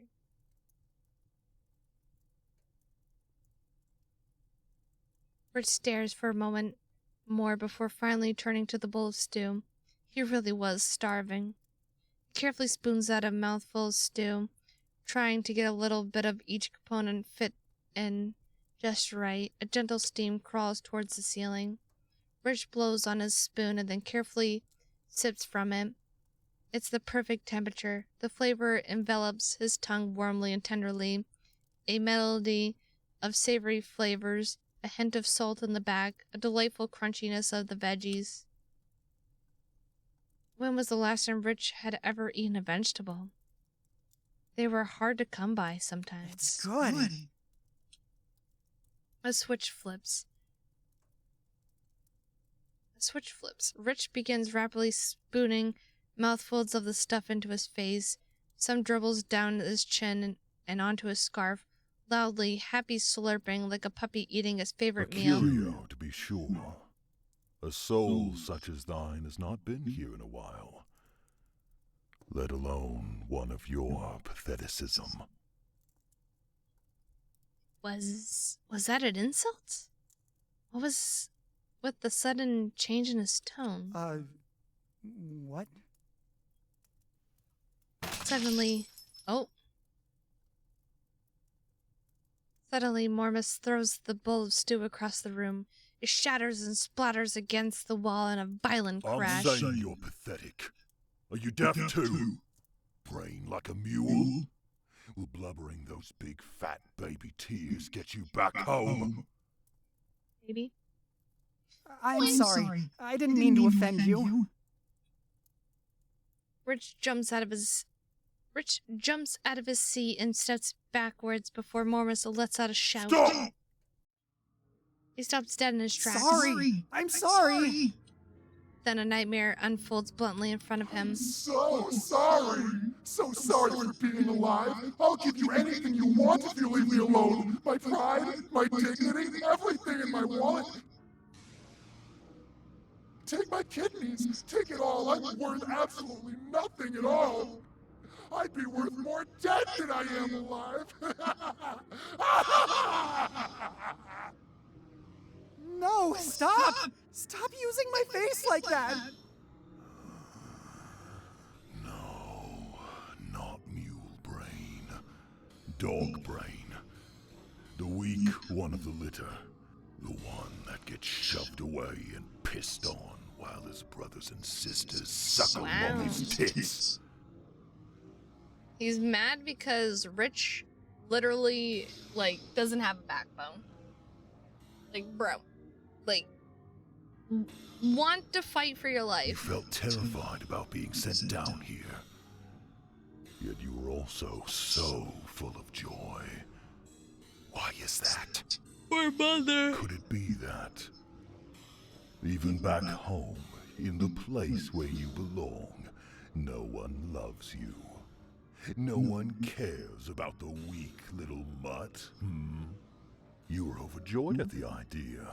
You thought it'd be like a story. That this would be the miraculous moment you'd make some friends for once. Am I right? But your friends are gone, aren't they? They watched you fall down into the dark and didn't even bother to try and save you. They left you to rot. That's not true. I tried, but Pucks was like, bitch, Lizzie, we gotta go. No, they'd never. It reminds me of what people used to do back when I was a spry young one. Do you know what my people did with the weak puppies? Killed them. We threw them away. Left them for carrion. Although, I think you're at least a grade higher than carrion food.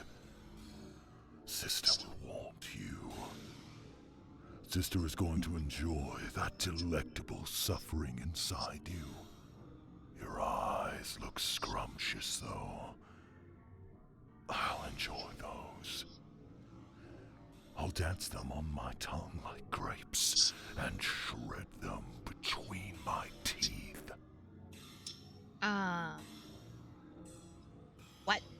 No! Get away from me! Yeah.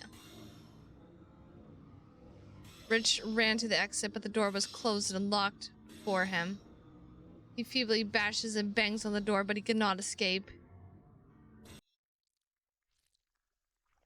My memory cuts off suddenly. I'm gasping for air. Terror and fear flowing through my veins. Rich's terror and fear. Oh my god, that was...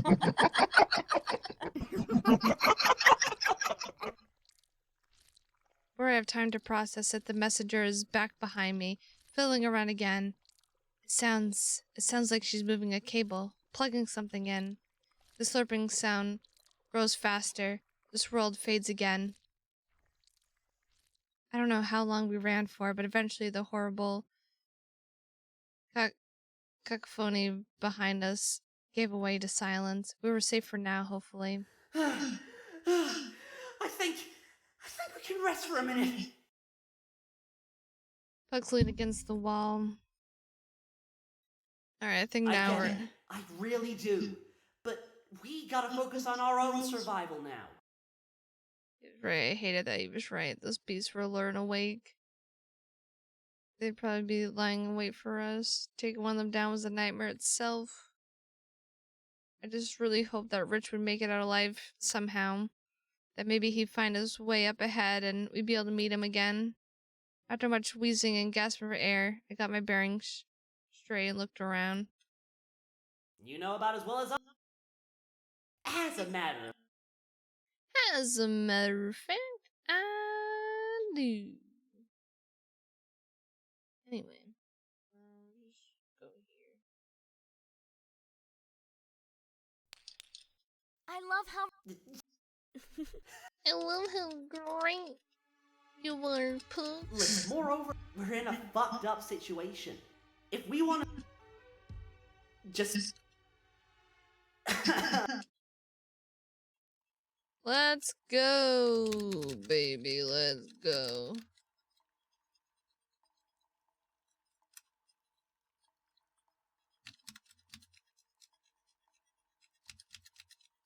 My friends were taken away, and I hate the mother 'cause she's a bitch. I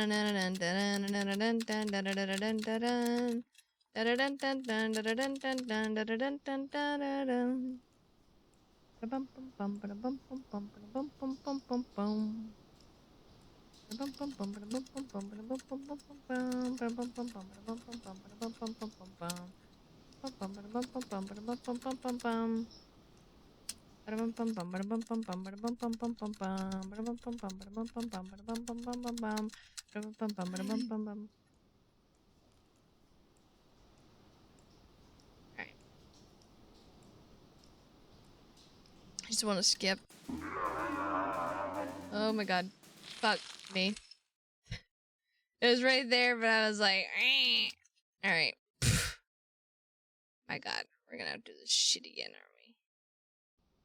Failing horribly. Shove the creature away. Ah! Well, actually, what if I let it bite me, though? Like, hold on.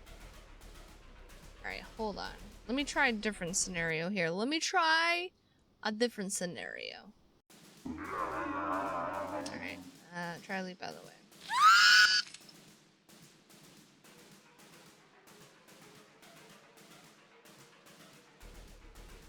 We dunk it in the water.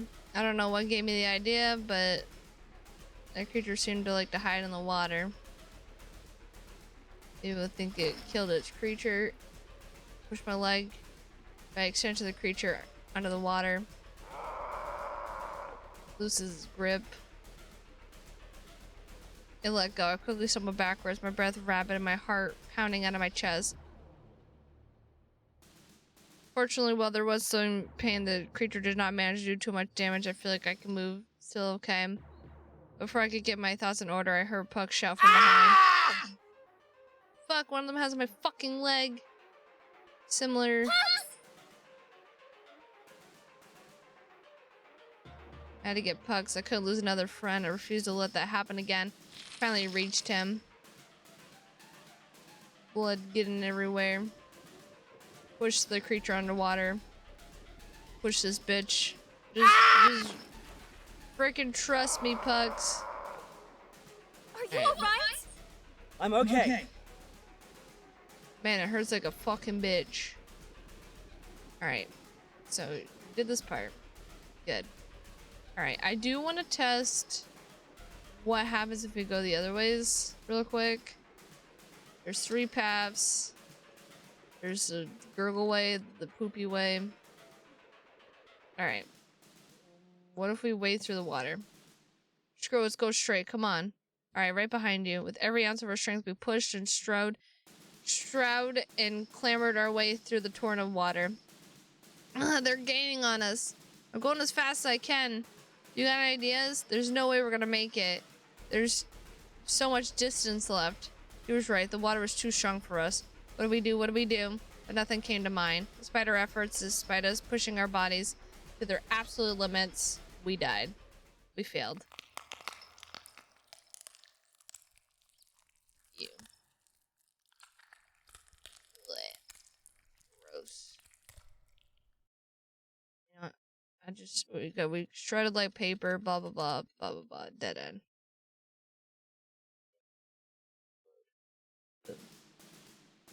Fine, but where do we go? Alright, let's take the right path. Let's try the... Alright, yep, shut up. Let's take the short but steep path. Right, we're going right. That's the shortest path. Roger, let's go. Wade through the flood as fast as we could, and we made it to the path. The steep, craggy wall sat before us. Come on! You go first. I carefully began to scale the wall. My wet fingers struggled to maintain grip. Behind us, the shuffling and splashing of water grew louder and louder. Beasts leaping and chopping at the air, hungry for our flesh. Fucking shit! I'm slipping! Ah! My heart sank as I heard a quiet squeak, the scream and splashing in the water. I whipped my head back to look at him, but that was a terrible mistake. My hands lost purchase of the crags. Despite the pruning of my fingers, I could not retain my grip, and so I fell into the murky turn of annihilation with pucks. The horde leapt and stuck their teeth into our body. They feasted on us. Their sharp teeth shredded our flesh like paper. I didn't think it was humanly impossible to experience such pain, but the void has claimed us. We were both dead. Alright, cool. I just wanted to test that real quick. Let's go to the left. Left, to the left, to the left, to the right, to the right. Alright, to the left, let's go. There it is. I really hate it here. Alright, cool. I guess we can just put it there. Whatever, I don't care.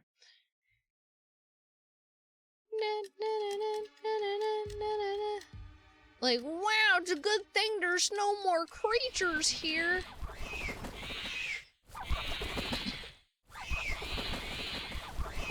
Shit, there's a ton of them. These fucking things are loud as fuck. I hate them. Alright, I'm gonna run right this time. Last time we ran left, I'm gonna run right. I'll take the right. Most of them seem to follow him, but I still have trouble on my own. We've done this before, Lizzie. You can do this. You just gotta think fast and smart. Or go with your gut and pray it works. I'm not entirely sure how much of which I've been doing up until now, but none of this has really felt real thus far. I'm running out of time. Stop taking yourself, Lizzie. You have to act. Dodge underneath them. Timing is really important, so I think that's the move. I have to wait for the thing to swoop towards me and then tuck and roll underneath. And it'll be too committed for the swoop to turn around fast enough to get me. There should be a window to move. Just gotta wait for the right moment. Now. With a swiftness that feels foreign to my body, I tucked and rolled underneath. The creature dives towards me. Its sack at its bottom, gazes my back but misses me. Holy shit, did it. I did it. Now's my chance. I made it to the stairwell on the second floor from here. The area was mostly empty, with a fence wall to my right and a railing to the left that overlooked the whole factory. That's when a creature flapped its way towards me, ready to turn me into its dinner. At the end of the path, I could see a doorway leading to the room I presume Pucks was trying to point to me. One last push and I might be able to make it out alive. Fuck me. My reflexes weren't fast enough because I was trying to read. I was trying to read. Dang nabbit Bobby. Dang nabbit Bobby. Alright, we're going right. I don't care. We're taking the hard way. Dodge underneath them.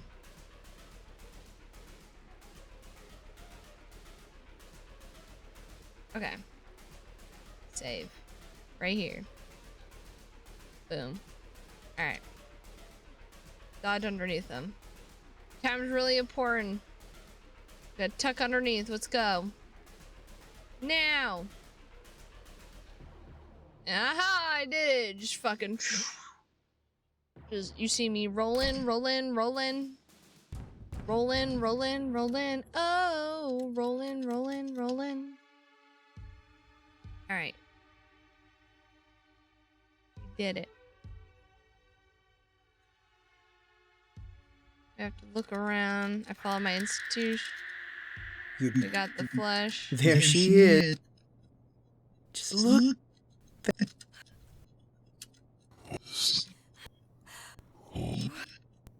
Okay, I'm just skipping all this because we've already seen all this. You! Snap out of it! Liz, are you alright? I saw someone. She was giving birth and... Lizzie, what are you talking about? Before I can explain.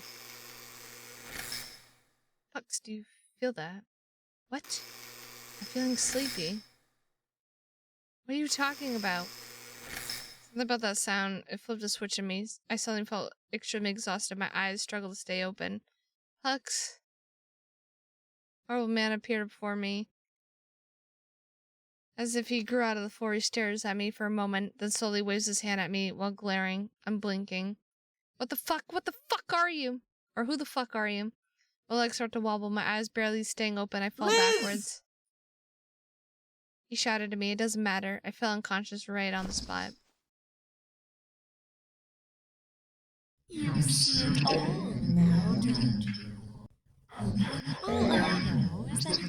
Will you go, Lizzie? Will you go? Before I have time to process, the messenger sends me back. Back into a world. We did ensure that Rich and Puck survived the journey. The best that we could. That was an achievement. Wakefulness again. Alright. Alright, let's go check the door again.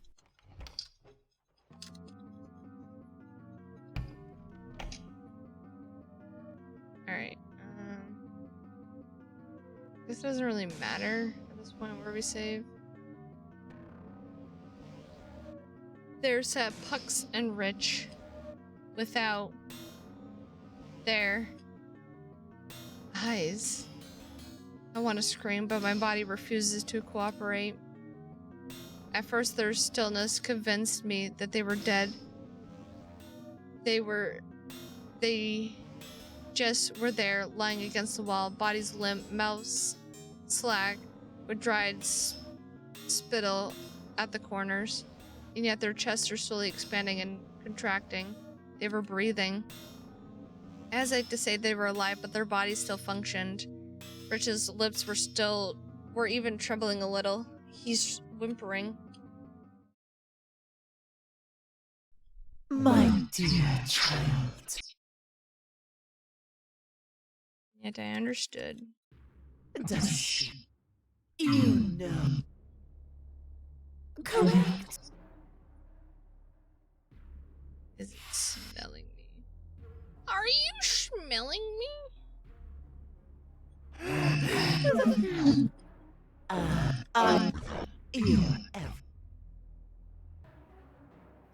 Surrender, nothing, die. I can't move? I think it doesn't matter which one I pick. Literally do anything, save. My body begins to tremble. I'm trying. Lose myself, lost control. Did I even have it to begin with, I wonder? Yes. Right, I never thought about it. But I had to be born somehow.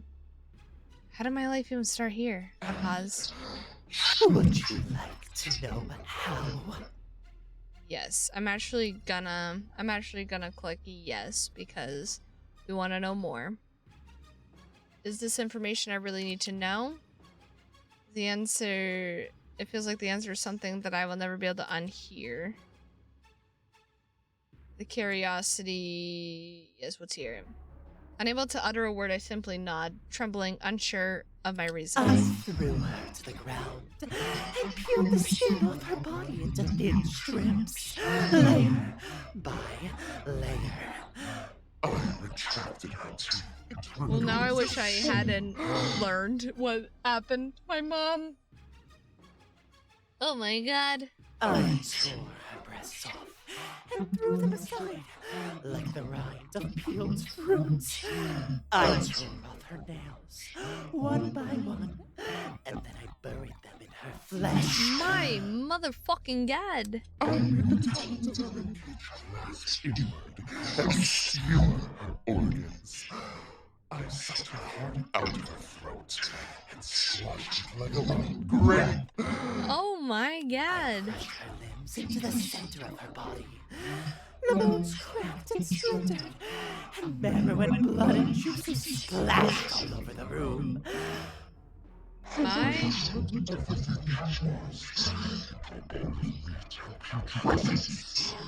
One of her arms is still intact at this point, believe it or not.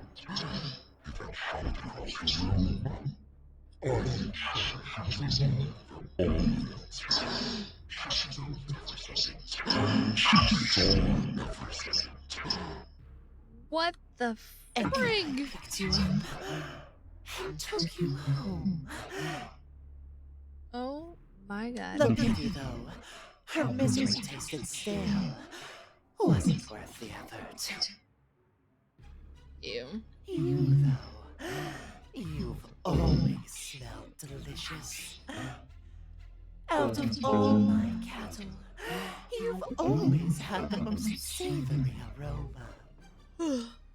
Cattle? Have you not realized? Your descendants are nothing more than my sustenance. That can't be. You grow in my pastures, suffering sweetly all your lives, until you're ripe. The best of you are sent to the crepuscule.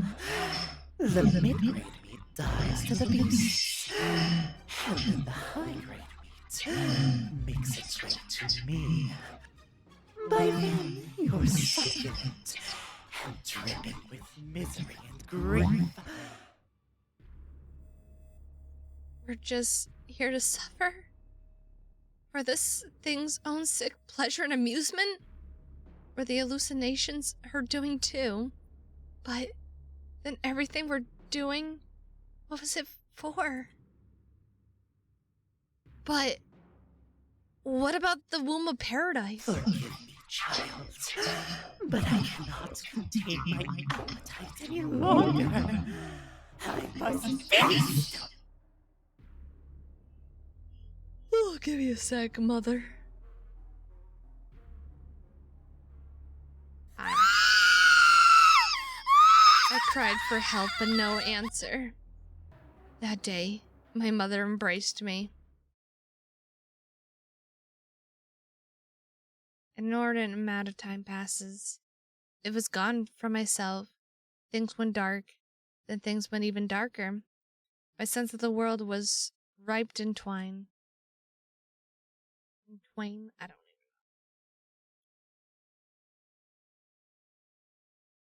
know. Like in her stomach now? I don't even know. Her body. And then back again, all in an instant.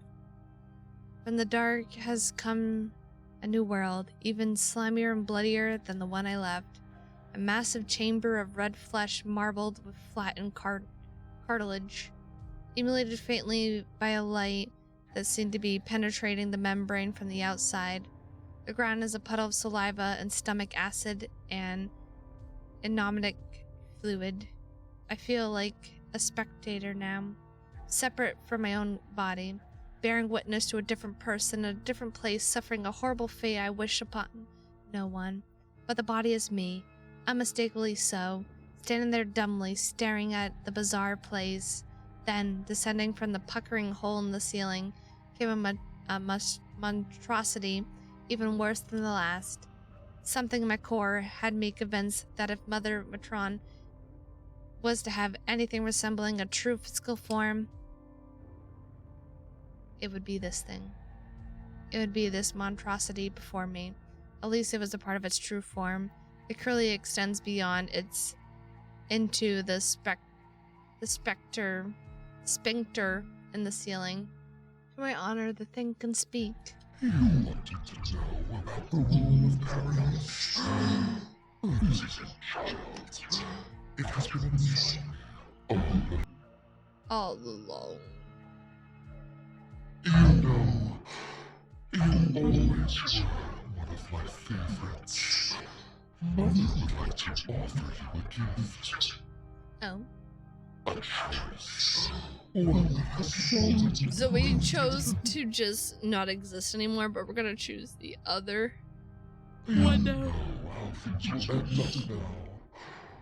No matter what you've done, or could have done, all roads would lead you here. I built it that way from the very moment you were born. This is the only life that's meant for you. I will embrace you inside this womb of paradise.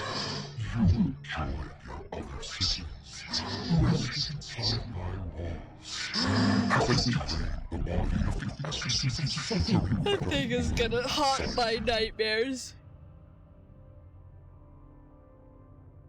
I'm gonna like close my eyes and every time I'm just gonna see that fucking thing. Like, ugh. Her goal from the start, surely. I can undo it all. The womb of paradise is a special place. It gives birth to new worlds, tear apart old ones.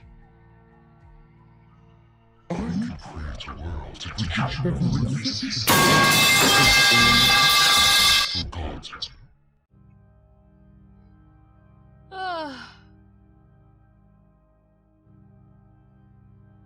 Don't do that.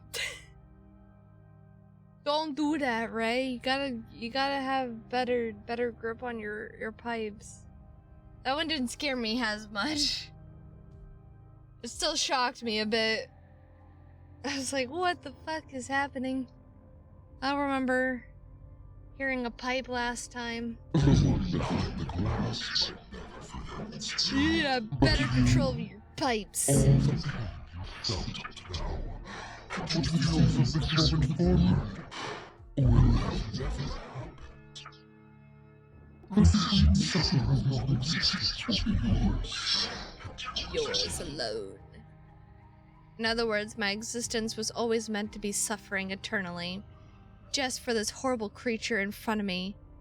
And if I am to trust his words, then my efforts to live happily were futile. My efforts to fight back and escape were meaningless in the face of a god of misery that engineered a world from the start just for this. Just so it could have a lunge. So it could have a lunge of my miserable brain, knowing that would it be better to simply never have existed. So, will it be, child? It will be suffering, please. Suffering, please.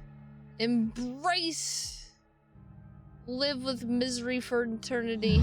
Come, my dear. Welcome home. Mother's been waiting for you. Ugh. I don't want you, Mother. I don't want you. Let us embrace so delectable misery together for eternity. Yay. And then unconsciousness. And that's where the memories run dry. If time still works how I'm used to, I'm in the present tense. Somehow, after things went dark, I ended up in this room. No, it's not just a room. It's a womb. It's a womb.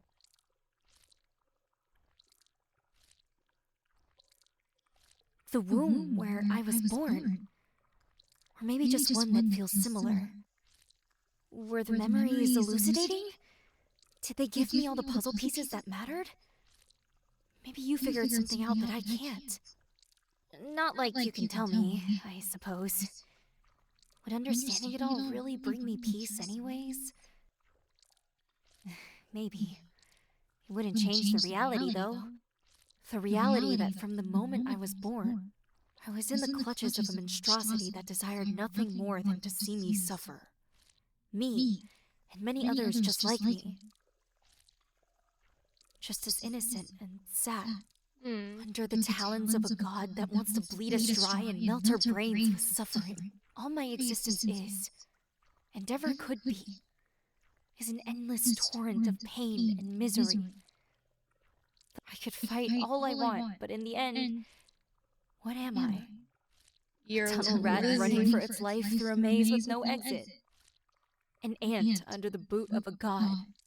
Knowing that now, would I have rather never existed at all? No. No, I'm happy I existed. Yeah. Maybe happy isn't the right word. Content? Maybe that's more accurate. Being alive is, at least to me, about two things. Avoiding death and avoiding misery. And yet, they always come. They truly do. I reach my hand to my eyes. They are gone. And yet, I still see. All living things will die. And their happiness cannot be appreciated without a contrast of sadness to give it value. The future might seem like nothing but a dark cloud on the horizon. But you have to keep trying. If I had never existed, I wouldn't have met my friends. Janine and Katie, Rich, even Pucks. I wouldn't have gotten to eat food that was so delicious I wanted to cry. I wouldn't have gotten to feel proud learning to sew and making my sweater. I wouldn't have gotten to read those books that touched my heart or made me feel like going on a magical adventure. So many little things that seem small and meaningless on a grand scale, but to me were everything. I chased the hope that I would find more moments and experiences like that. And even in this womb of pain, where happiness dies, where a meat tube is attached to the base of my neck, sucking at the fluids, where my body grows heavy like stone, being drained of everything that made Lizzie. Maybe here, there's still something. Maybe there's a beyond that's wonderful and incomprehensible, but reserved for those who take on the burden of existence. Or maybe the Mother Matron was right, and it's just delectable misery forever. No choice but to try and enjoy it. Aww.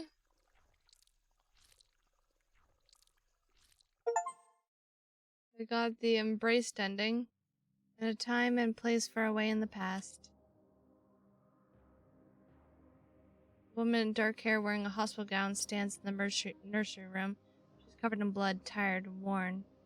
She's lost a lot of herself along the way here. There's a weapon on the floor, sticky with blood and bodies. Shh. Mommy's here, sweetheart. Mommy's here. I figured out what your name is going to be. Finally.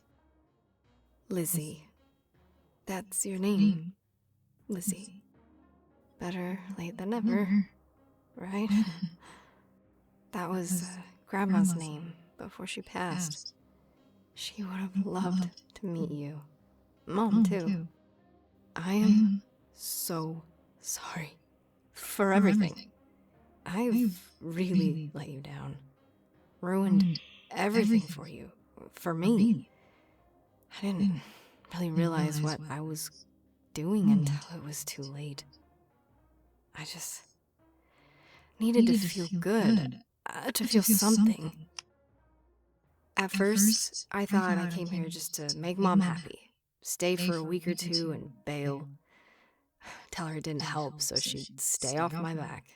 But no. I think a part of me really did want to stop. I knew I had to. Even with the cravings and the withdrawal. And then they told me about you. And the decision was final. For your sake, or for mine, I'm not sure which. I was gonna stop. I was gonna get off the stuff and fix my life. But I guess my chance for that is long since past. This place, those people, that slimy Mr. Wadey. It's not really for us to get better. It's for all of us to get worse. To wallow in the pain. To never stop hurting. Never stop bleeding. Suffering for the sake of suffering. I came here to get better. They told me that's what it was for. But it was to make me worse. All of us worse. That's all life really is, isn't it? Long stretches of misery, spending all our efforts trying to escape it. Distract ourselves from it. But it's misery all the way down. I say that, and yet, looking at you makes that feel untrue. Maybe what I needed was a reason to care. Something or someone to care for.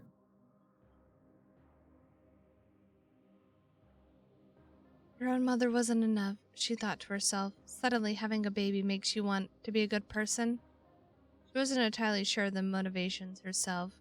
Perhaps simply the weight of responsibility that she felt she had now. A responsibility to care for the human being that didn't choose to be made. The one that had to be made to exist and suffer the consequences. She would change things now. She would do whatever she could to right every wrong. She would do that for her sweet mother, and her daughter, and herself. Misery be damned. I'm not done trying. You're in danger, and I'm getting you out of here. You're going home, Lizzie, with Mommy. Suddenly.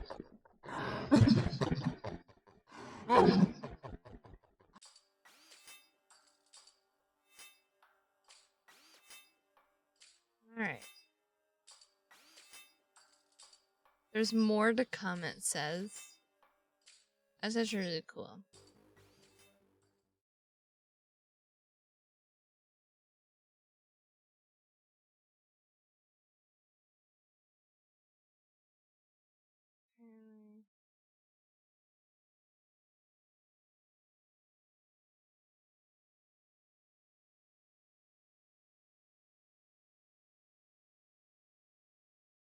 Get a behind the scenes look.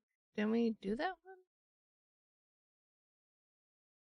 Alright, so we've gotten 7 out of the 12. So the ones I didn't get was the midday meat pocket. So purchase the strange meat from Meaty Mersa. Find all the memory items, which apparently I didn't find all those. Learn to love the tunnel and a valuable lesson in patience. I don't understand that one, I guess. Wolves, get a behind the scenes look. And then get all the achievements. Which... yeah. Get the embrace ending 18.6%, 18.8, 18.1, 26.5.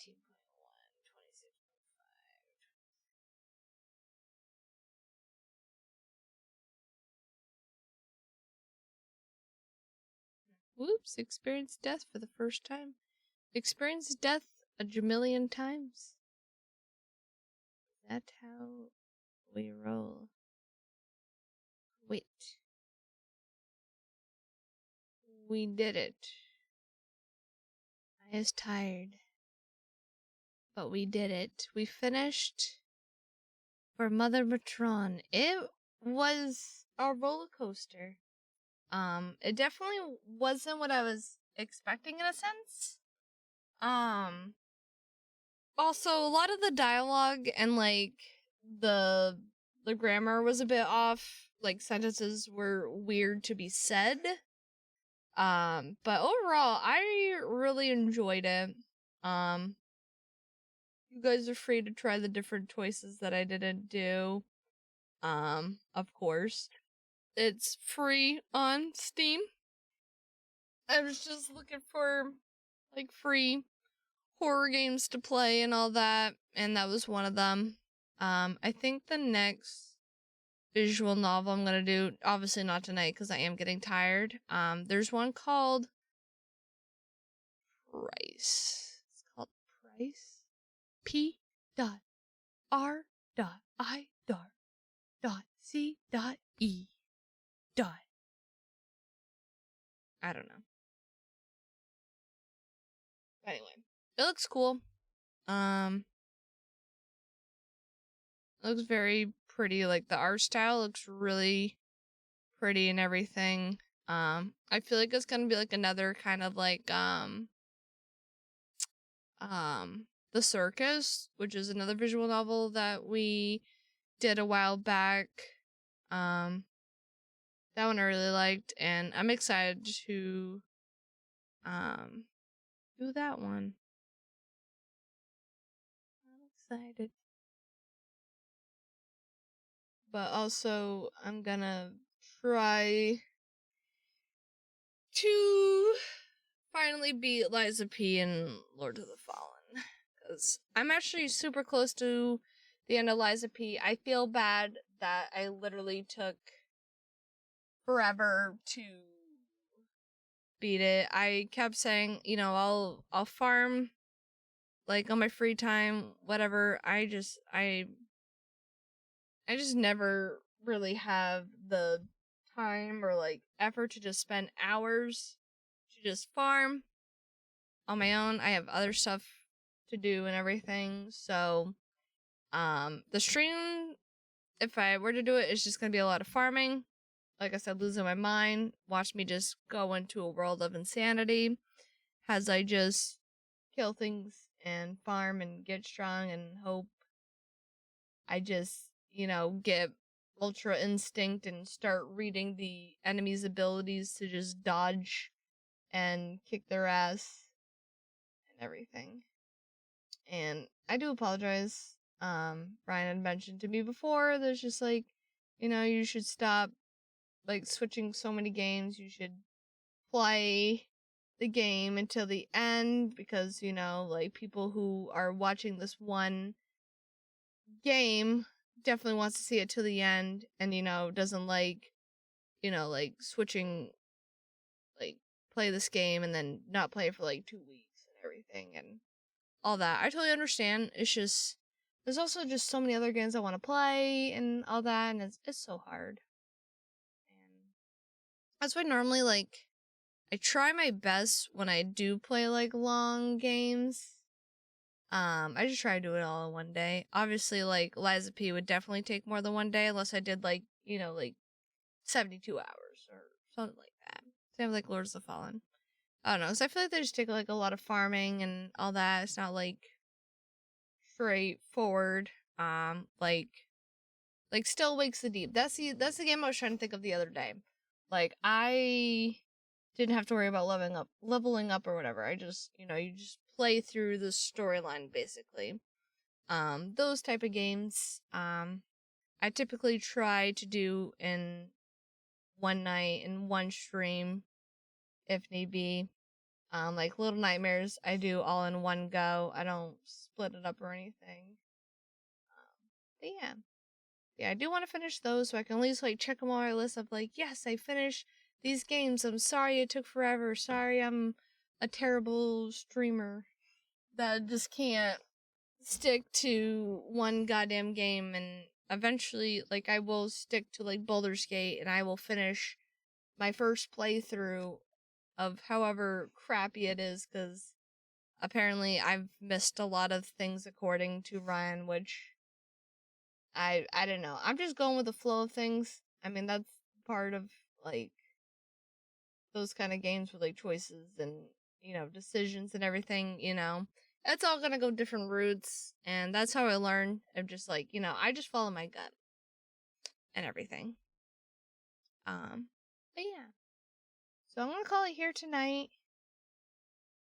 I'm gonna see who's still online. I'm probably gonna go to sleep. Might make myself a snack and then go to sleep because I am a bit exhausted. And also I want to make sure I get plenty of sleep so I can go to the apple orchard and everything. Who is online? We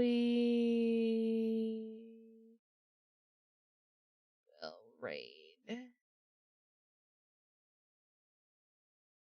Let's raid Tyga B. I feel like we haven't raided her in a while, so we're gonna raid Tyga.